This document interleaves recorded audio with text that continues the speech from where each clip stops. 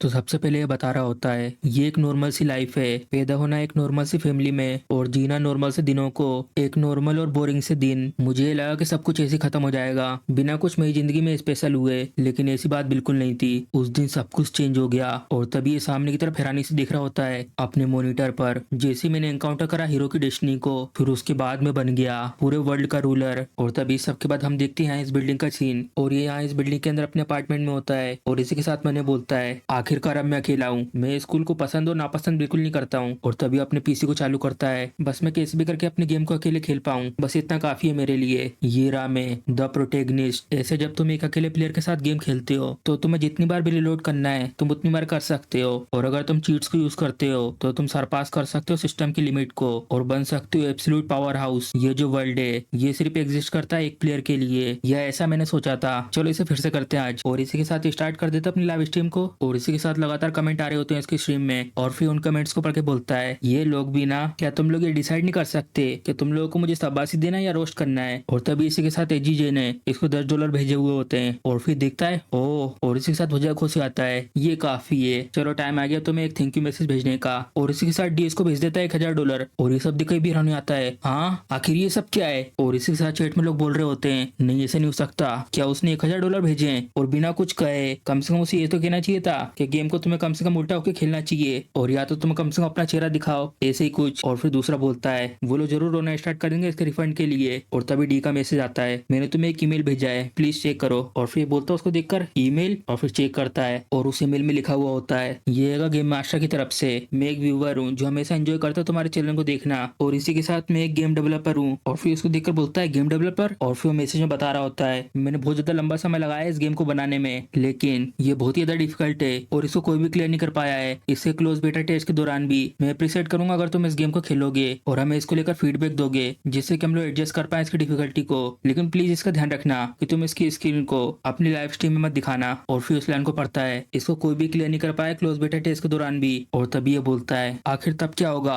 अगर मैं इसे क्लियर कर देता हूँ तो। और तभी उसमें मैसेज आता है कोई भी नहीं कर पाया बेटा टेस्ट के दौरान। और तभी इसी के साथ ही मुस्कुराते हुए मैंने बोलता है ये सब करने के बाद तो मेरे जैसा ऑर्डिनरी इंसान भी एक स्पेशल बन जाएगा। चलो तो ठीक है इसे करते हैं, मैं ये कर रहा हूँ। यस पे क्लिक कर देता है इसके बाद, और फिर गेम इंस्टॉल हो रहा होता है हीरो डेस्टिनी। गेम स्टार्ट हो रहा है और हमें बताते हैं इसके बारे में। साल 294 इंपीरियल कैलेंडर के हिसाब से जो पूरा का पूरा रॉक किंगडम था वो पूरी तरीके से आग में जलने लगा, और ये सब कुछ हुआ था जयपुर यूनाइटेड किंगडम की वजह से। और ये शुरुआत करता है कियोस की एरा की। तुम पैदा हुए हो एक छोटी सी इनसिग्निफिकेंट सोल के साथ, सर्वाइव करो इस क्योटिक वर्ल्ड को और बन जाओ हीरो जो मारेगा एक रिजरेक्शन इविल गॉड को, और इसी के साथ बढ़ेगा गॉड्स के थ्रोन की तरफ। और एक बार ये सब हो जाए यहाँ पर एक विश होगी जो तुम्हें दी जाएगी। और ये सब होने के बाद इसका करेक्टर आ जाता है गेम के अंदर, और ये सब पढ़ने के बाद बोलता है तो इसका मतलब जो टाइटल है वो है हीरो डेस्टिनी।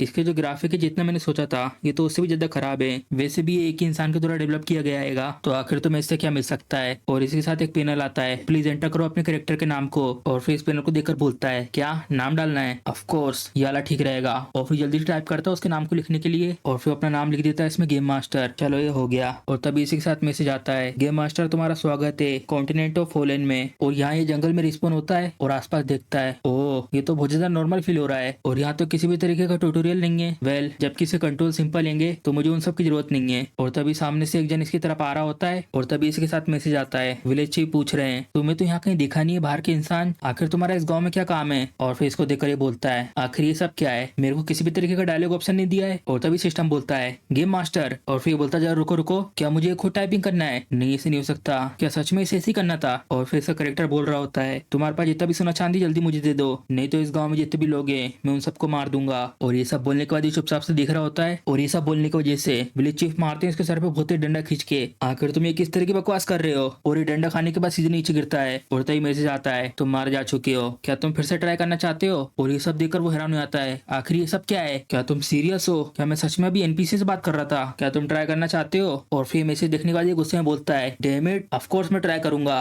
और फिर से विलेज चीफ बोलते हैं तुम तो बाहर के आदमी हो, आखिर तुम्हारा इस गाँव में क्या काम है। और इस बार ये क्यूट बन के रोती हुई आंखों से उससे बोलता है मैं यहाँ पे गुम गया हूँ, मेरे पास कुछ खाने पीने को भी नहीं है, क्या तुम कुछ दया दिखाओगे मेरे ऊपर। और फिर जा रहे हो तो और इससे बोलते हैं कितना अनलकी है, आओ मेरा पीछा करो। और इसी के साथ ही आ जाता है विलेज चीफ के घर पे, ये लो इसे पी लो, इसे तुम साथ हो जाओगे। और ये लेने के बाद ये बोलता है आपका बहुत बहुत शुक्रिया, और जल्दी जल्दी पी लेता है। और तभी इसी के साथ वो धीरे धीरे बेहोश हो रहा होता है। इसी के के साथ सिस्टम को मैसेज आता है, तुम्हें पॉइजन दिया गया है जिसे तुम धीरे धीरे करके मारे जाओगे, तुम फिर से मारे जा चुके हो। और फिर ये सब देख के हैरान हो जाता है, सीरियसली मैं फिर से मर गया? तो आखिर मैं इस बार क्या करूं? आखिर इसके बारे में क्या कहना है? और तभी पीछे से केबल को निकाल लेता है। अगर इंटरनेट नहीं होगा तो वो लोग कैसे कंट्रोल कर पाएंगे एनपीसी को? और हैकिंग करना भी बहुत ज्यादा इम्पॉसिबल है अब तो। और तभी वो फिर से सेम चीज कर रहा होता है और इसके बाद वो फिर से मारा जाता है। और ये सब होने के बाद गुस्से में अपना माउस फेंक के मारता टेबल पे। ये चीज तो अभी काम नहीं कर रही है, यहाँ तक कि मैंने इंटरनेट भी कट कर दिया है। जिस इंसान ने मुझे ये गेम भेजा था वो ये था डी। इसका नाम तो इसमें भी सेम ही है। क्या है नाम किसी डेवलपमेंट टीम का है क्या? और फिर वो टाइम को देखता है, हाँ ऑलरेडी इतना लेट हो गया है, चलो इस सभी के लिए सेव कर लेते हैं। ऐसा सोचना कि मैं एक्चुअली में एक एनपीसी से बात कर रहा था, ये तो बिल्कुल ऐसा फील हो रहा था जो हीरो डेस्टिनी की दुनिया है वो सच में एग्जिस्ट करती है। और इसी के साथ अपनी चेन के सांस छोड़ता है। अब मैं देख सकता हूँ कि कोई भी इसके बेटा वर्जन को क्लियर क्यों नहीं कर पाया। जब से मुझे वो गेम मिला है उस दिन से मेरे अंदर ये डिजायर है एक स्पेशल बनने का। मैं इस गेम के अंदर इतना खो चुका हूँ जिससे मैं टाइम को भी भूल गया। और इसी के साथ सेव करता है। मैं पूरी तरीके से जुड़ चुका था इस गेम के अंदर और इसी के साथ लोड कर देता है। और तभी ऐसे ऐसे करके 10 साल बीत जाते हैं। और इसके बाजू में से एक जन बोलता है, सीरो-सान। और हम देखते ये होती है और सामने सीरो से बोलती है, मैंने उस फाइल को रख दिया जिसकी तुमने रिक्वेस्ट करी थी। और इस सब के लिए उसको थैंक यू कर रहा होता है। और इसी के साथ शाम हो चुकी होती है और बाजू में ये सीरो से बोलती है, क्या तुमने फिनिश कर लिया? बहुत अच्छे। और फिर ये भी बोलता है, तुमने भी अच्छा काम किया सुजुहारा-सान। और फिर सबके बाद ये भी ब्लश करने लगती है और फिर इससे पूछती है, इस सब के बाद क्या तुम चलोगे मेरे साथ डिनर के लिए बाहर? और फिर देख रही होती है उसकी तरफ और फिर भी थोड़ा सा हैरान हो जाता है और बोलता है, हाँ मुझे माफ करना लेकिन आज मुझे जल्दी घर जाना है। और फिर उसकी बात सुनने के बाद ये भी चुप हो जाती है और कुछ बोल नहीं पाती। और ये जाते वक्त उससे बोलता है, आज का जो दिन है वो सच में बहुत ज्यादा इंपॉर्टेंट है तो इसलिए मुझे माफ कर दो, डिनर के लिए अगले टाइम चलेंगे। और फिर भी बोलती है ठीक है। और इसी के साथ ये बोलती है, मुझे फिर से डोज कर दिया इसने। और तभी इस सब के बाद हम देखते हैं इसके अपार्टमेंट का सीन और यहाँ पर ये फिर से तैयार हो जाता है गेम खेलने के लिए, हीरो डेस्टिनी। चलो आज के दिन में इस गेम को हरा दूंगा। और चालू कर देता है उस गेम को और इसी के साथ उसको खेलते खेलते सुबह हो जाती है। और हम देखते हैं उसने इस गेम को फिनिश कर दिया होता है और मैसेज आता है, कांग्रेचुलेशन गेम मास्टर, तुम पहले एक इंसान हो जिसने ज्वाइन करा गोड्स की रैंक को,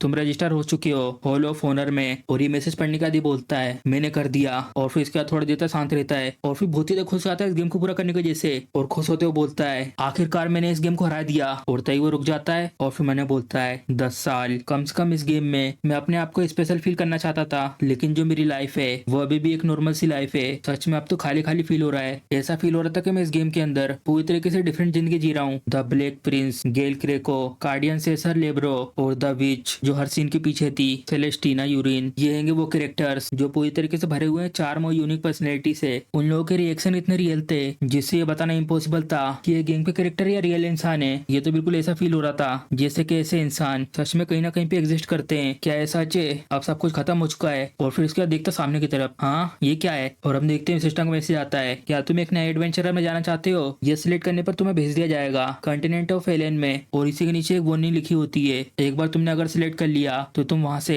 गेम को बिना क्लियर करे रिटर्न नहीं आ सकते, तो इसलिए संभल के चूज करना। और फिर भी रहने तो ये सब देखकर आखिर ये सब क्या है? एक हिडन क्वेस्ट और कहीं एक सीक्वल तो नहीं है? अगर मैं फिर से एक और बार एक्सपीरियंस कर पाऊँ इसे थ्रिल को, मेरे पास कोई और चॉइस नहीं इसको दोबारा करने के अलावा। और इसी के साथ अचानक से एक आवाज आती है और फिर मैसेज आता है, भेज रहे हैं कॉन्टिनेंट ऑफ एलियन में, गेम मास्टर आपका स्वागत है माया पोसल। और तभी इसी के साथ ही अपनी आंख खोलता है। आखिर ये सब क्या है? आखिर मेरा ये सीना इतना तेज जल क्यों रहा है? मैं सांस नहीं ले पा रहा हूँ। आखिर मैं कहाँ पर हूँ? मैं तो अभी इस समय अपने रूम में था। और फिर उसको देखकर बोलते हैं, आखिरकार अब तुम उठ चुके हो। अगर वो टॉप टीयर पोर्शन नहीं होता तो तुम अगला दिन देख नहीं पाते। और फिर देखता अपनी आंख खोल के उसकी तरफ और वो इसका नाम लेते हैं, कैलेक्स सामा। और गाइस ये हमारा मेन कैरेक्टर है सीरीज का, तो अब से मैं इसे एमसी बोलूंगा। और एमसी सामने उस आदमी को देखकर बोलता है, आखिर तुम कौन हो? और उसकी ऐसी बात सुनकर ये भी हैरान हो जाता है। हाँ। और फिर मैंने बोलता है, हीलर ने तो ये कहा नहीं था कि यहाँ पर एमनीजिया आने का कुछ खतरा है। और फिर एमसी ये सब देखकर मैंने बोलता है, आखिर मैं कौन हूँ और मैं हूँ कहाँ पर और आखिरी जगह कौन सी है? और सामने से वो इसको बोलते हैं, क्या तुम मुझे सच में पहचान नहीं पा रहे? मेरा नाम है रूसेल। और फिर एमसी बोलता है, क्या रूसेल? आखिर ये सब क्या हो रहा है? ये तो बिल्कुल साफ है कि ये जापान नहीं है और यहाँ की जो लैंग्वेज है वो भी जापानीज नहीं है, लेकिन मैं साफ साफ समझ पा रहा हूँ उन शब्दों का मतलब जो भी इंसान कह रहा है। लेकिन सबसे ज्यादा इंपॉर्टेंट चीज, आखिर जो मेरा सीना है इतना तेज दर्द के कारण जल क्यों रहा है? और सामने एमसी को ऐसा देखकर रूसेल बोलता है, माय लॉर्ड मैं आपसे इसके लिए माफी चाहता हूँ, ये पूरी मेरी गलती है। मैंने इतनी जल्दी करी आपसे ऐसा पूछने के लिए, लेकिन चिंता मत करिए, जो ये दर्द है वो साइड इफेक्ट है पोषण का। ये दर्द जल्दी खत्म हो जाएगा,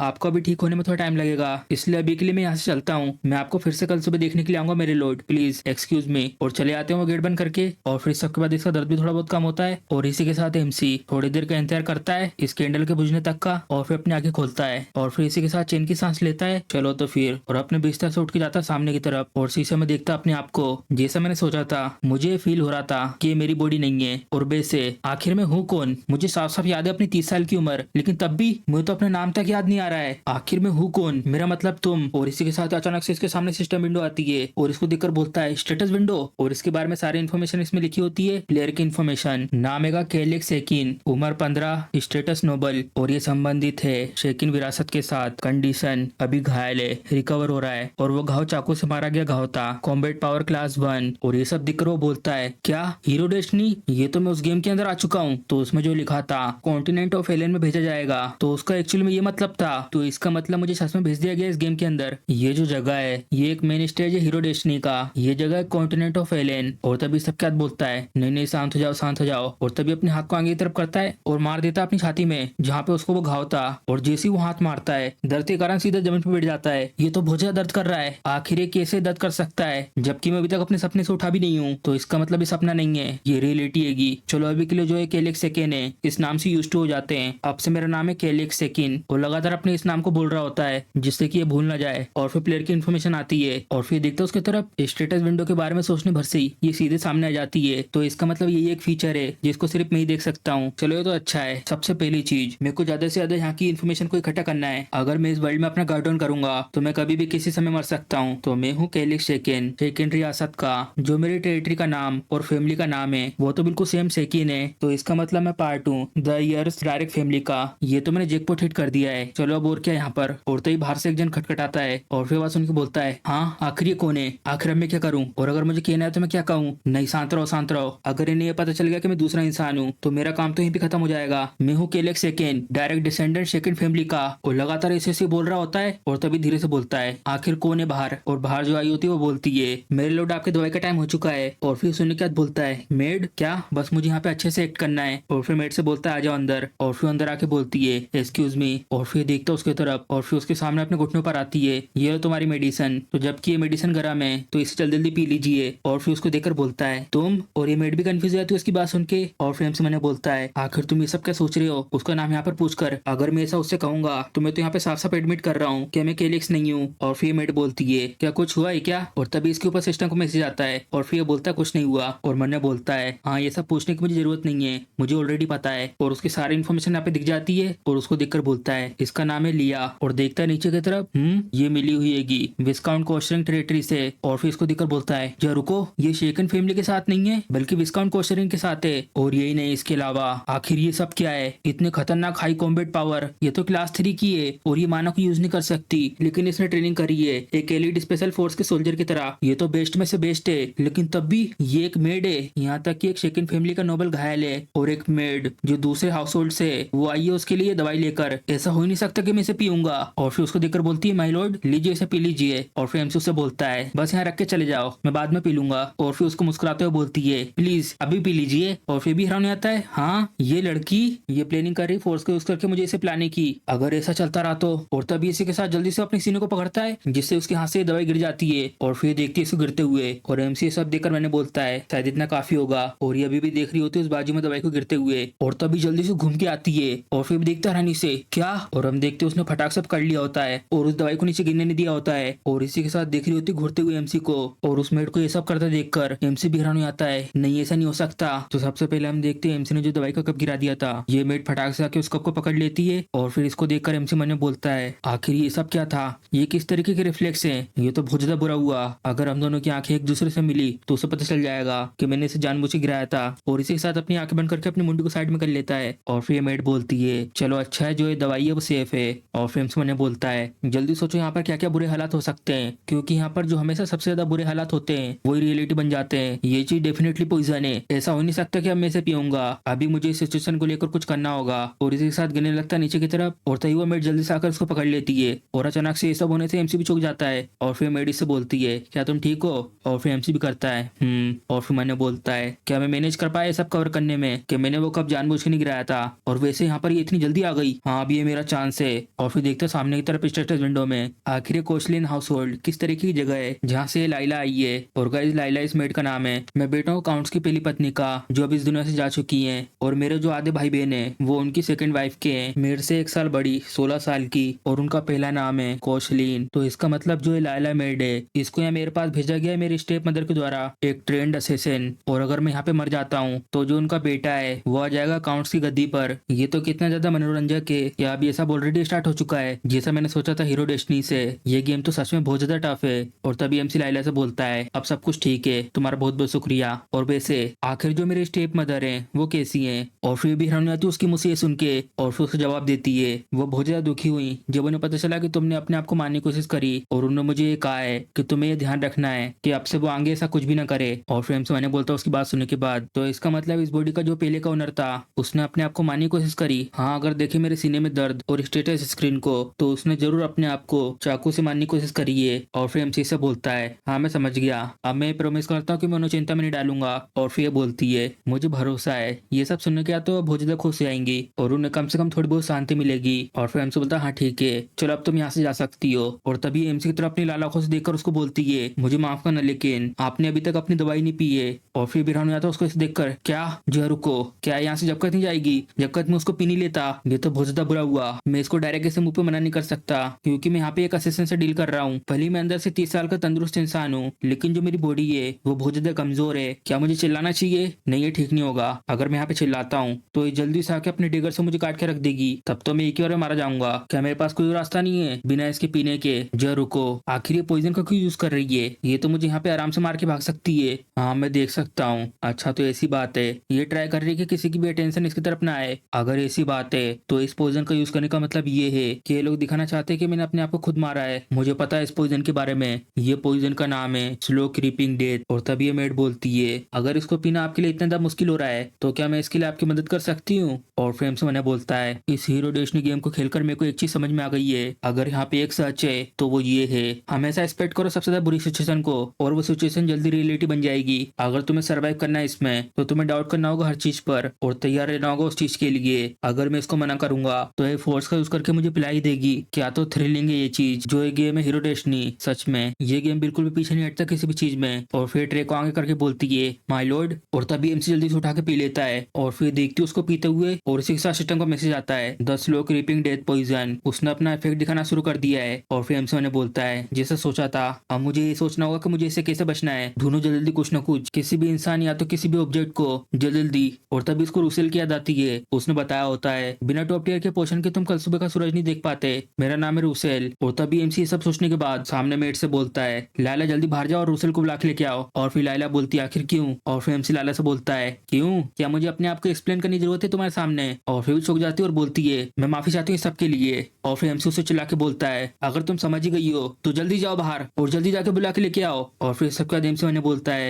एक टॉप टियर के पोषण को रुसेल ने मेरे ऊपर यूज करा था और वो आइटम बहुत ज्यादा वैल्यूबल आइटम है। अगर वो इस तरीके का इंसान है कि वो उस आइटम को बिना किसी हेजिटेशन के मेरे ऊपर यूज कर सकता है, चलो कम से कम वो कोई ऐसा इंसान तो नहीं लगता जो मुझे चोट पहुंचाना चाहता हो। क्या वो जा चुकी है? और इसी के साथ जल्दी से अपने मुंह के अंदर उंगली डालता है और उल्टी कर देता है उस जगह पर। नहीं, ये काम नहीं करेगा। मुझे ढूंढना होगा कुछ ना कुछ जो हीरो डेस्टिनी है। भले ये एक बहुत ज्यादा टफ गेम है लेकिन यहाँ पर हमेशा हर चीज के आंसर होते हैं और उसको यहीं कहीं होना चाहिए। और तभी आसपास ढूंढने लगता है, नहीं यहाँ पर भी नहीं है। और इसी के साथ सिस्टम का मैसेज आता है तुम्हारी जो पलकें हैं वो धीरे धीरे भारी होती जा रही हैं। और फिर बोलता है डेमिट, आखिर कहाँ पर है, किस जगह पर? डेमिट। और फिर से मैसेज आता है तुम्हारी आंखें धीरे धीरे भारी होती जा रही हैं। और इतना सब ढूंढने के बाद यहाँ जमीन पे आके गिर जाता है। और फिर मैंने बोलता है क्या सच में मरना इतना ज्यादा आसान है? अगर मैं यहाँ पे मर जाता हूँ तो क्या ये सब कुछ फिर से शुरुआत से स्टार्ट होगा क्या? और या तो मैं सच में मारा जाऊंगा। और तभी देखता सामने की तरफ और तभी उसकी नजर पड़ती किसी चीज पर। आखिर ये चीज क्या है? और हम देखते सामने एक जार रखा हुआ होता है और उसके बाद हम देखते हैं एमसी अपनी लंबी लंबी सांस लेकर उस जार की तरफ देख रहा होता है। और जैसे ये जार एमसी को दिखता है जल्दी से उसकी तरफ जाता रेंग रेंग के आखिर ये चीज क्या है। और खोल को देखता उसको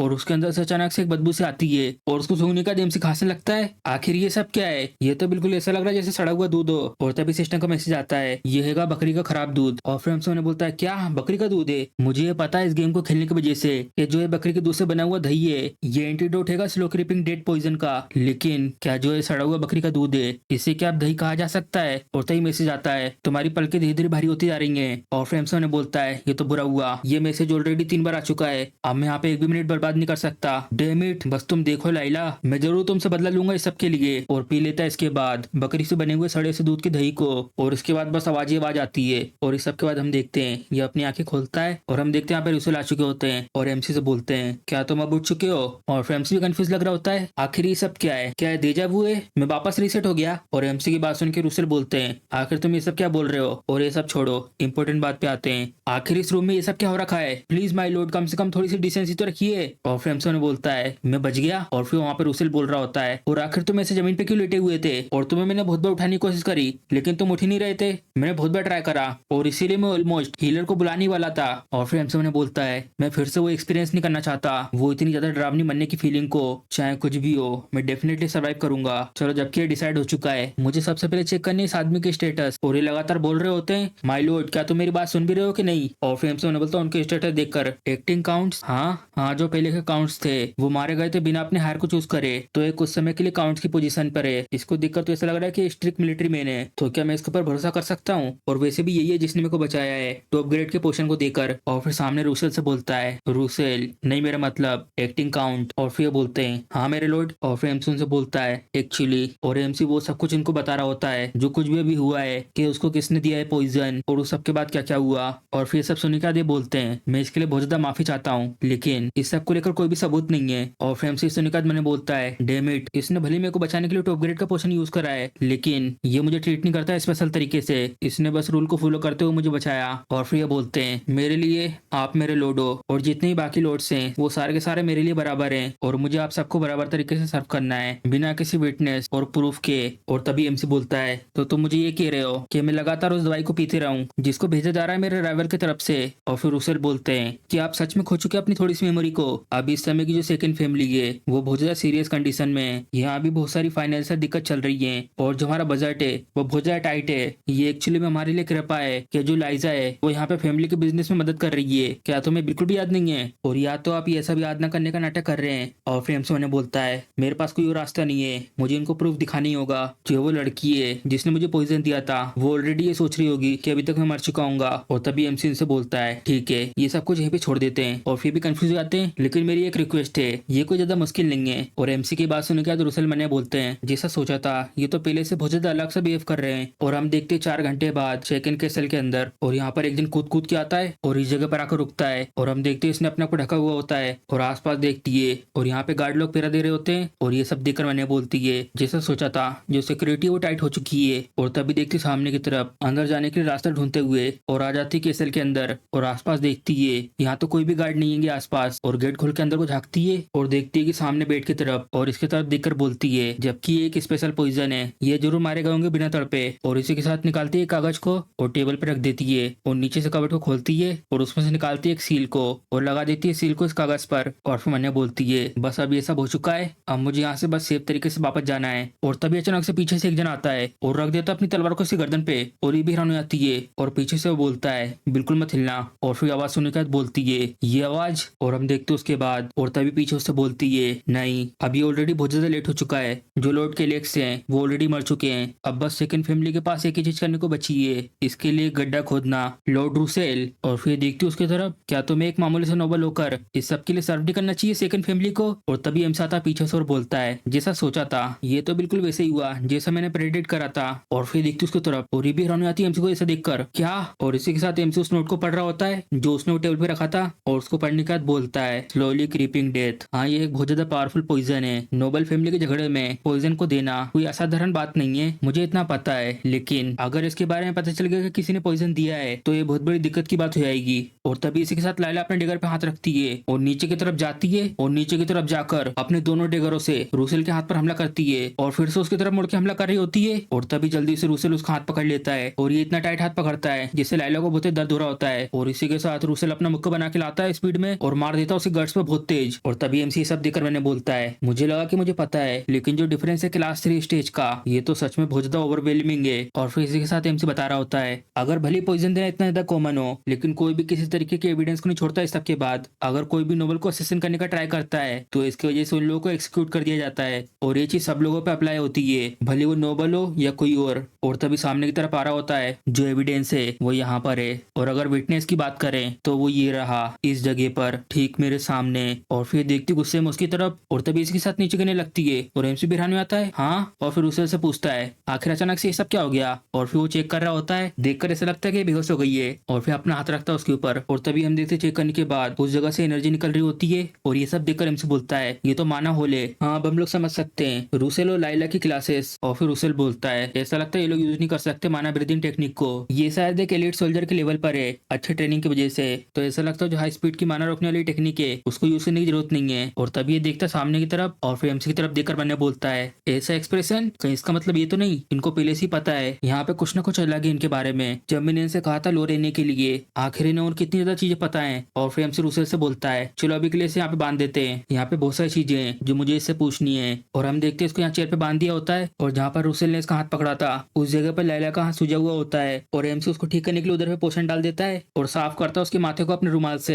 और तभी इसी के साथ उसकी आंखें खुलती है और देखती सामने की तरफ और तभी यहाँ पर ये अपने आप को बंधा हुआ पाती है और एमसी इससे बोलता है पिलाना स्लोली कीपिंग डेथ पॉइजन को, जिससे 3 से 6 घंटे बाद धीरे धीरे मारे जाते हैं। ये एक आइडियल पॉइजन है मरने के लिए क्योंकि इससे बिना किसी दर्द को महसूस करे मारे जाते हैं। और जबकि मैंने एक बार अपने आप को मारने की कोशिश करी पहले और अगर मैं मारा जाता इस पॉइजन की वजह से तो सबको ये लगता कि मैंने अपने आप को मारा है। लाइला अगर तुम यूज करती किसी फास्ट पॉइजन को और तुम्हारे पास इतनी हिम्मत होती मेरे साथ मरने की तो तुम कभी भी फेल नहीं होती। और तभी इसका मुंह पकड़ के बोलता है आखिर क्यों। और फिर बोलती है क्या आखिर तुम ये सब क्या कह रहे हो। और फिर एमसी लाइला से बोलता है तुम मरना नहीं चाहती हो ना, क्यों। अगर मैं दूसरे शब्दों में कहूँ तुम्हारी कोई लॉयल्टी नहीं है जिससे कि तुम अपनी जिंदगी कुर्बान कर दो मेरी स्टेप मदर के लिए, क्यों है ना। रुसेल इसको बात करने पर मजबूर करो। और फिर वो बोलती है जरा रुको ये सब कुछ बकवास है। और फिर रुसेल बोलता है ठीक है। और तभी इसके साथ वो उसका मुंह खोलता है और फिर देखती है एमसी को अपने तरफ आते हुए और हम देखते हैं उसके पास रुमाल में एक गोली होती है और उसको देखकर ये बोलती है आखिरी क्या है। और तभी एमसी उसको खिला देता है और फिर बोलती है ये स्मेल। और तभी हम देखते हैं जो एमसी ने पिया था बकरी के सड़े हुए दूध से बने हुए दही को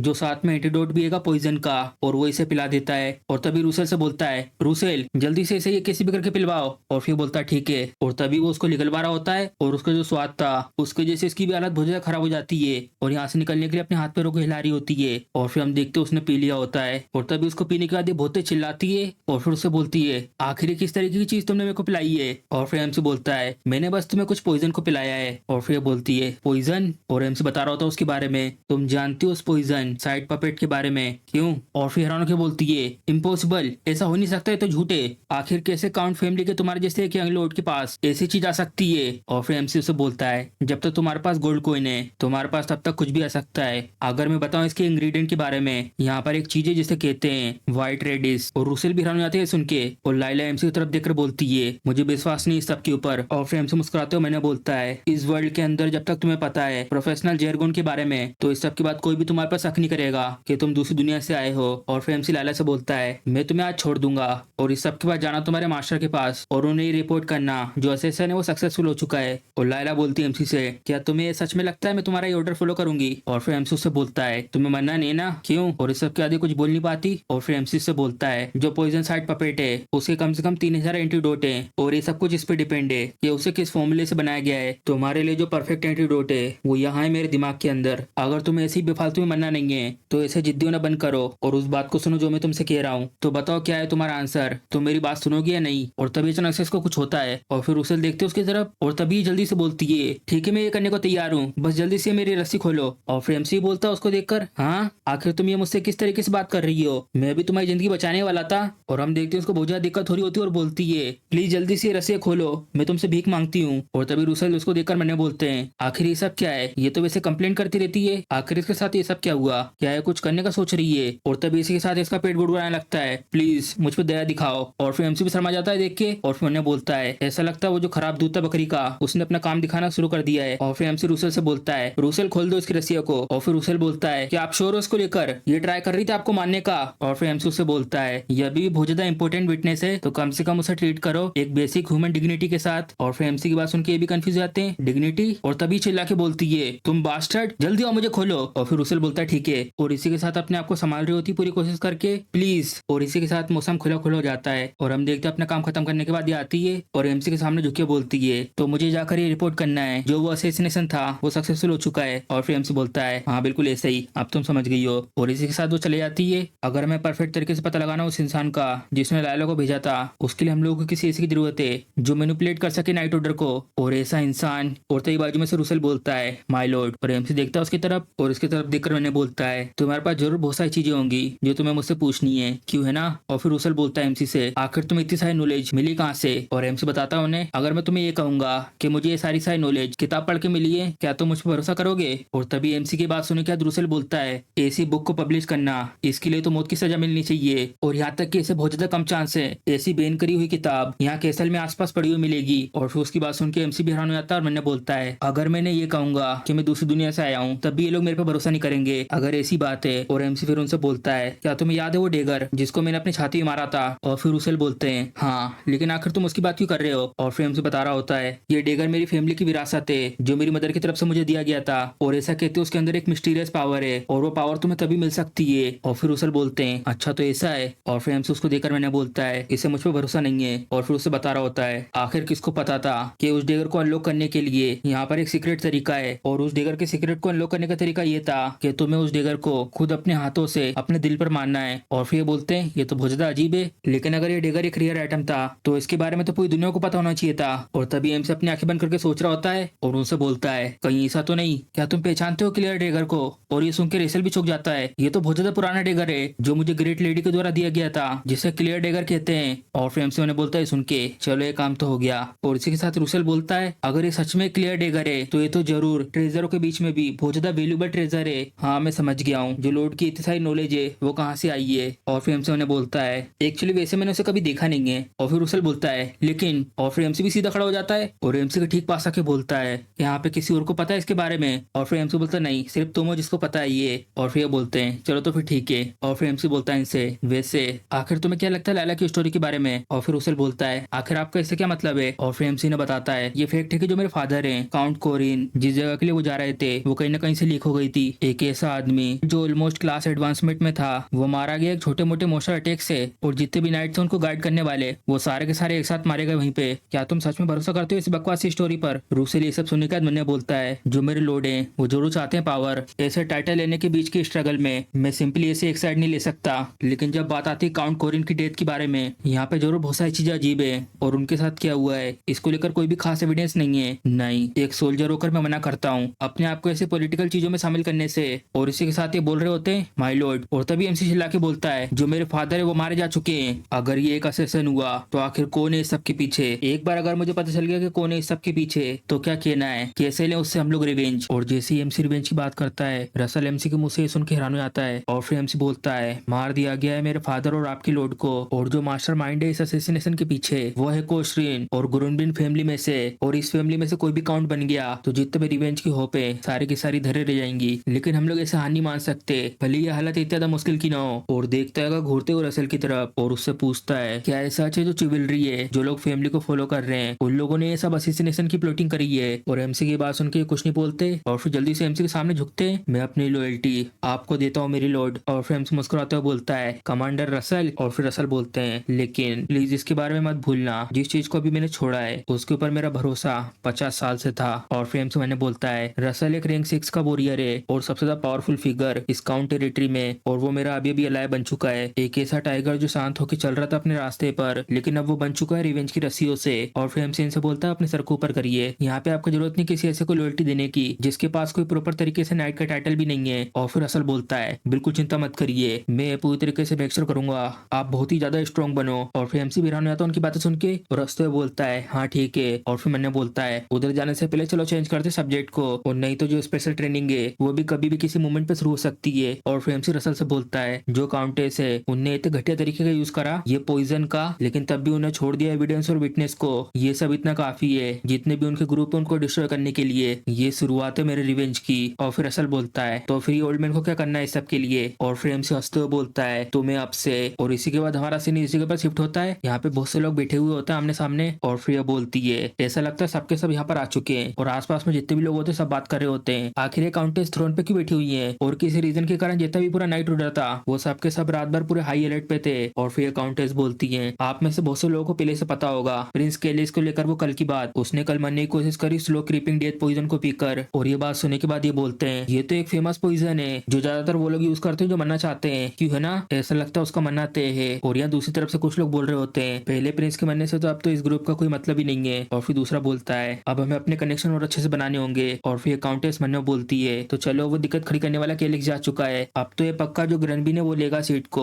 और इसी के साथ एक जन पूछता है तो फिर कौन बनेगा अगला काउंट, और फिर इनमें से दूसरा बोलता है ये पहले से डिसाइड हो चुका है, क्या जो काउंटेस है वो बनेगी प्रतिनिधि सबकी। और यहाँ हम देखते हैं एमसी को, और यहाँ एमसी कुर्सी में बैठ के सब सुन रहा होता है और बोलता है ये तो धीरे धीरे बहुत ज्यादा इंटरेस्टिंग होते जा रहा है, क्या तुम रेडी हो गए रसल। और रसल बोलता है ऑफ कोर्स, मैं आपको अंत तक फॉलो करूंगा मेरे लॉर्ड। और हम देखते हैं इस जगह का सीन, यहाँ पर अकाउंट मुस्कुरा रही होती है और इसी के साथ बहुत तेज गेट खुलता है इस जगह का, और यहाँ इस कमरे में बढ़ता हुआ आ रहा होता है। और काउंटेस देख के राउंड आती है क्या कैलिक्स, लेकिन कैसे। और एमसी को देखकर आसपास में सब लोग बात कर रहे होते हैं पहले प्रिंस तो जिंदा आएंगे, लेकिन यहाँ रसल इनके साथ यहाँ पे क्यों आए। और एमसी इनके पास आके बोलता है काउंटेस ये जो सीट है ये सीट तुम्हारी नहीं है। और एमसी की बात सुन के काउंटेस बोलती है ओ प्रिंस तुम तो फॉर्मल तरीके से बात कर रहे हो, तो कैसा फील कर रहे हो तुम अभी। और फिर एमसी मुस्कुराता है इसी के बदौलत मैंने पॉइजन पी लिया था, लेकिन लकीली मैं सर्वाइव कर गया। मैं अभी बताता हूँ सब कुछ इस समय क्या क्या हुआ था, चिंता मत करिए। तुम काउंटेस बहुत ज्यादा जल्दी में नहीं थी। और फिर गुस्से में देखती है तुम ऐसे बिना किसी सबूत के तुम किसी के ऊपर कैसे इल्जाम लगा सकते हो। और फिर एमसी चेन के साथ छोड़ता उनकी बात सुनने के बाद। और यहाँ पर ये चिल्लाई रही होती है एमसी को, हालांकि तुमने मुझे अपनी मदर के रूप में कभी नहीं माना, लेकिन तुम मुझे ट्रीट कर रहे हो कातिल की तरह, इसको मैं बिल्कुल भी माफ नहीं कर सकती। ये जो तुमने कहा ये बिल्कुल भी माफी काबिल नहीं है, मैं जाने नहीं दूंगी इस बात को बिल्कुल भी। और एमसी इसकी बात सुन के कान खुजाने लगता है। और फिर काउंटेस चिल्ला के बोलती है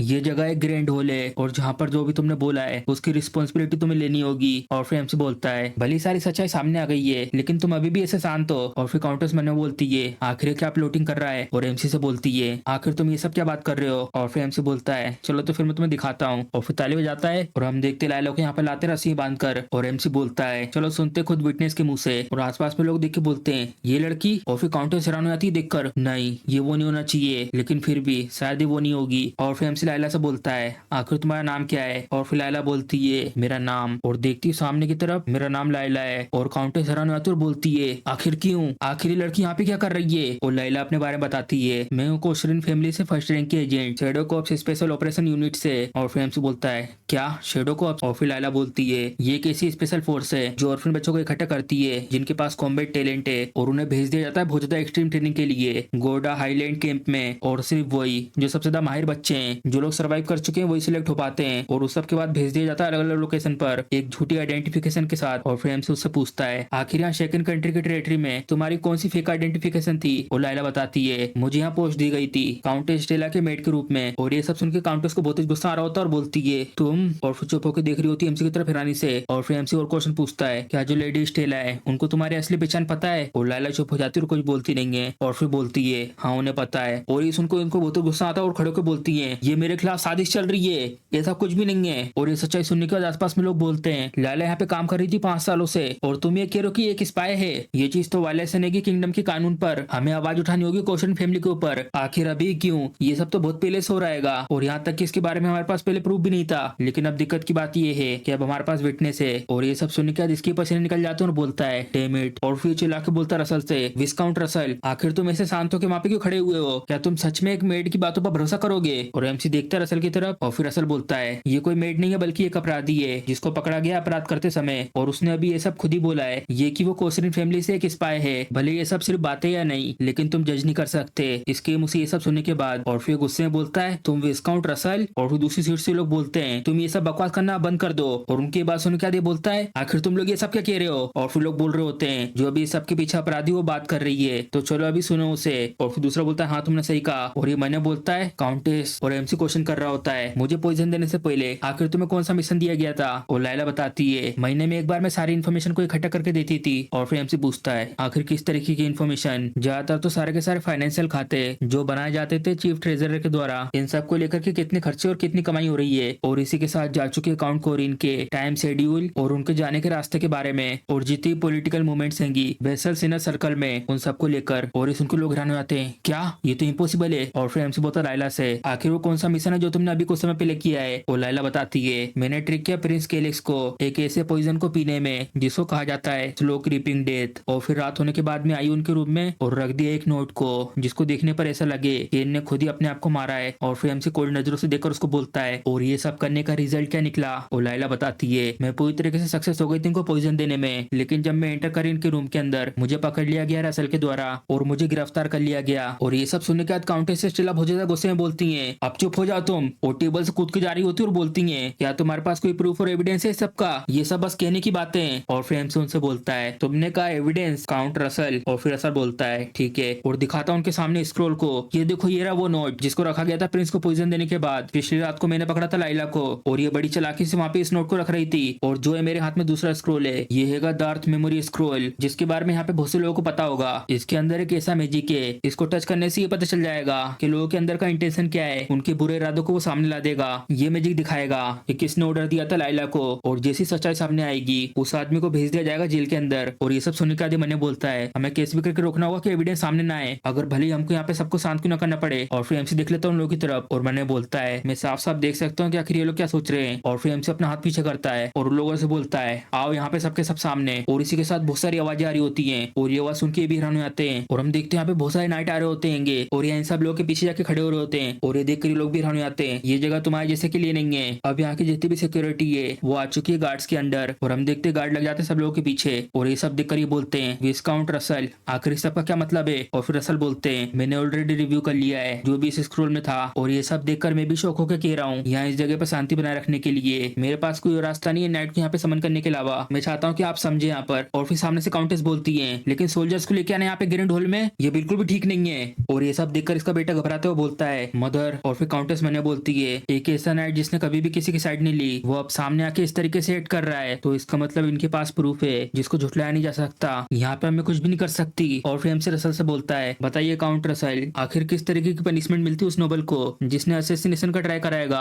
अपने खुद के ब्लड पर। और रसल बताते हैं किंगडम नोबल के कानून के अनुसार लटक कर मरने की सजा दी जाती है। और फिर काउंट अपने बेटे को पकड़ के बोलती है इसको इसके बारे में कुछ नहीं पता है, ये सब कुछ मैंने अकेले ही किया था कि एलेक्स भले हमारा खून का रिश्ता नहीं तुम्हारे साथ लेकिन मैं फिर भी तुम्हारी मदर हूँ, प्लीज भरोसा करो मेरे ऊपर। और एमसी देखता है लाला की तरफ और लाला देखती है एमसी की तरफ। और फिर एमसी मुस्कुराते हुए बोलता है ओह क्या सच में, अच्छा तो ऐसा है लाला क्या ऐसा सच था। और फिर लाला बोलती है जब मुझे मिशन मिला था काउंटेस से प्रिंस भी उस जगह पर खड़े थे। और ये सुनने के बाद एमसी मुस्कुराता आएगा और काउंट बहुत ज्यादा हैरान हो जाती है और देखती है एमसी की तरफ और रोते हुए बहुत चिल्ला के बोलती है नहीं ये झूठ है। और फिर एमसी मैंने बोलता है हाँ ये झूठ है लेकिन तब क्या हुआ ऐसा ना हो, जिन लोगों ने सबसे पहले असैसिनेशन की शुरुआत करी है वो लोग हैं असली कायर, लेकिन अभी इस समय के लिए जो लोमड़ी उसको हंट कर लिया गया है। और इसी के साथ में पहुंच चुका हूँ इसे क्लाइमैक्स पर। और हम देखते हैं उस सबके बाद ये गुस्से में दिख रही होती है एमसी की तरफ। और फिर उसका बेटा खड़े होकर बोलता है कि एलेक्स, और अपना नाम सुनने के बाद देखता है एमसी उसकी तरफ और ये देख रहा होता है एमसी की तरफ घुर घुर के। और फिर यहाँ से जा रहा होता है एमसी के पास और उसकी मदर रोक रही होती है और एमसी उसे देखता है अपने तरफ आते हुए। और फिर घूम के आ जाता है एमसी के बाजू में और एमसी के ठीक सामने आके घुटने के बल बैठ जाता है। और इसको ऐसा करते देखकर आसपास में जितने लोग होते हैं सबके सब बहुत ज्यादा हैरान हो जाते हैं। और टेबल के दूसरी तरफ वाले खड़े होकर बोलते हैं लॉर्ड ग्रम्बिल आखिर तुम ये सब क्या कर रहे हो। और ये एमसी के सामने मुंडी झुका के बोलता है कि एलेक्स मुझे किसी भी तरीके की सजा मंजूर है लेकिन प्लीज मैं तुमसे भीख मांगता हूँ मेरी मदर को जाने दो।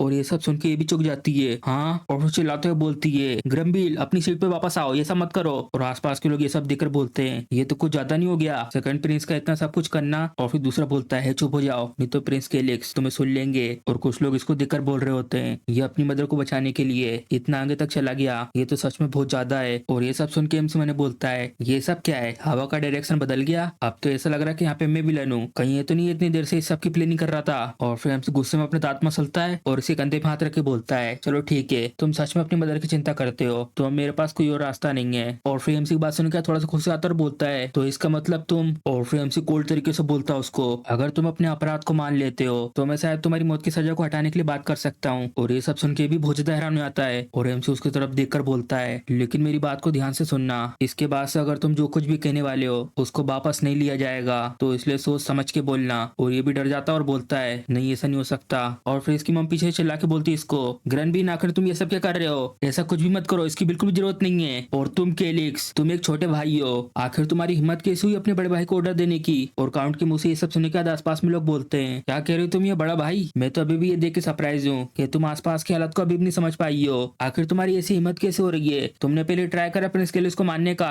और उस सब के बाद भी तुम इस तरीके से एक्ट कर रही हो। और ये सब सुनने के बाद ये मन्ने बोलते हैं अभी अभी तो हवा दूसरी तरफ चलना शुरू हुई थी, आखिर से ये सब बोलने की क्या जरूरत थी। और सामने से काउंटेस चिल्ला रही होती है एमसी को कैलिक्स है कैलिक्स तुम सुन पा रहे हो कि नहीं। और हम देखते हैं एमसी को नहीं लग रहा होता है और सामने की तरफ उंगली करके रसल की तरफ देखता है और रसल भी समझ आता है और बोलता है तुम दोनों सोल्जर जाओ और अपराधी को जाके अरेस्ट करो। और ये बोलते हैं ठीक है और आ जाता है इस जगह पर। और ये काउंटेस उनकी तरफ देखकर बोलती है क्या रुक जाओ, आखिर तुम्हें पता भी है कि मैं कौन हूँ। और फिर देखता अपनी मदर को और इसके मुंह में ये लगा दिया होता है जिससे बोल ना पाए और वो कोशिश कर रही होती है बोलने की लेकिन कुछ नहीं बोल पाती, सिर्फ आवाजें आ रही होती हैं। और ये सब देखकर ये भी अपनी आंखें बंद कर लेता है और फिर एमसी से बोलता है, चलो तो अब ये सब हो चुका है, चलो तो फिर ठीक है, मैं तुमसे एक और बार पूछता हूँ, क्या तुम ये मानते हो कि तुमने मुझे मारने की कोशिश करी थी? और फिर एमसी की बात सुन के अपने दांत मसल के बोलता है, मैं, हाँ मैंने करा था ये सब कुछ। और फिर एमसी मैंने बोलता है, ऑफ कोर्स तुमने करा था, अगर तुम ये मानते नहीं तो वो जो डोरमी तुम्हारी तरफ देख रहा है वो तुम्हारी तरफ देखना बंद नहीं करता, तो इसका मतलब सब कुछ पहले से कैलकुलेटेड था। चलो ठीक है, मैं समझ गया जो भी तुमने कहा है। तो जबकि ग्रनबिन ने अपने अपराध को मान लिया है, तो जो मेमोरी ऑफ अर्थ स्क्रोल है जो परिवार के सम्मान को मिट्टी में मिला सकता है उसको बंद कर ही रखा जाएगा। तो जबकि ग्रनबिल ने अपने अपराध को मान लिया है बिना किसी एविडेंस को दिखाने से पहले,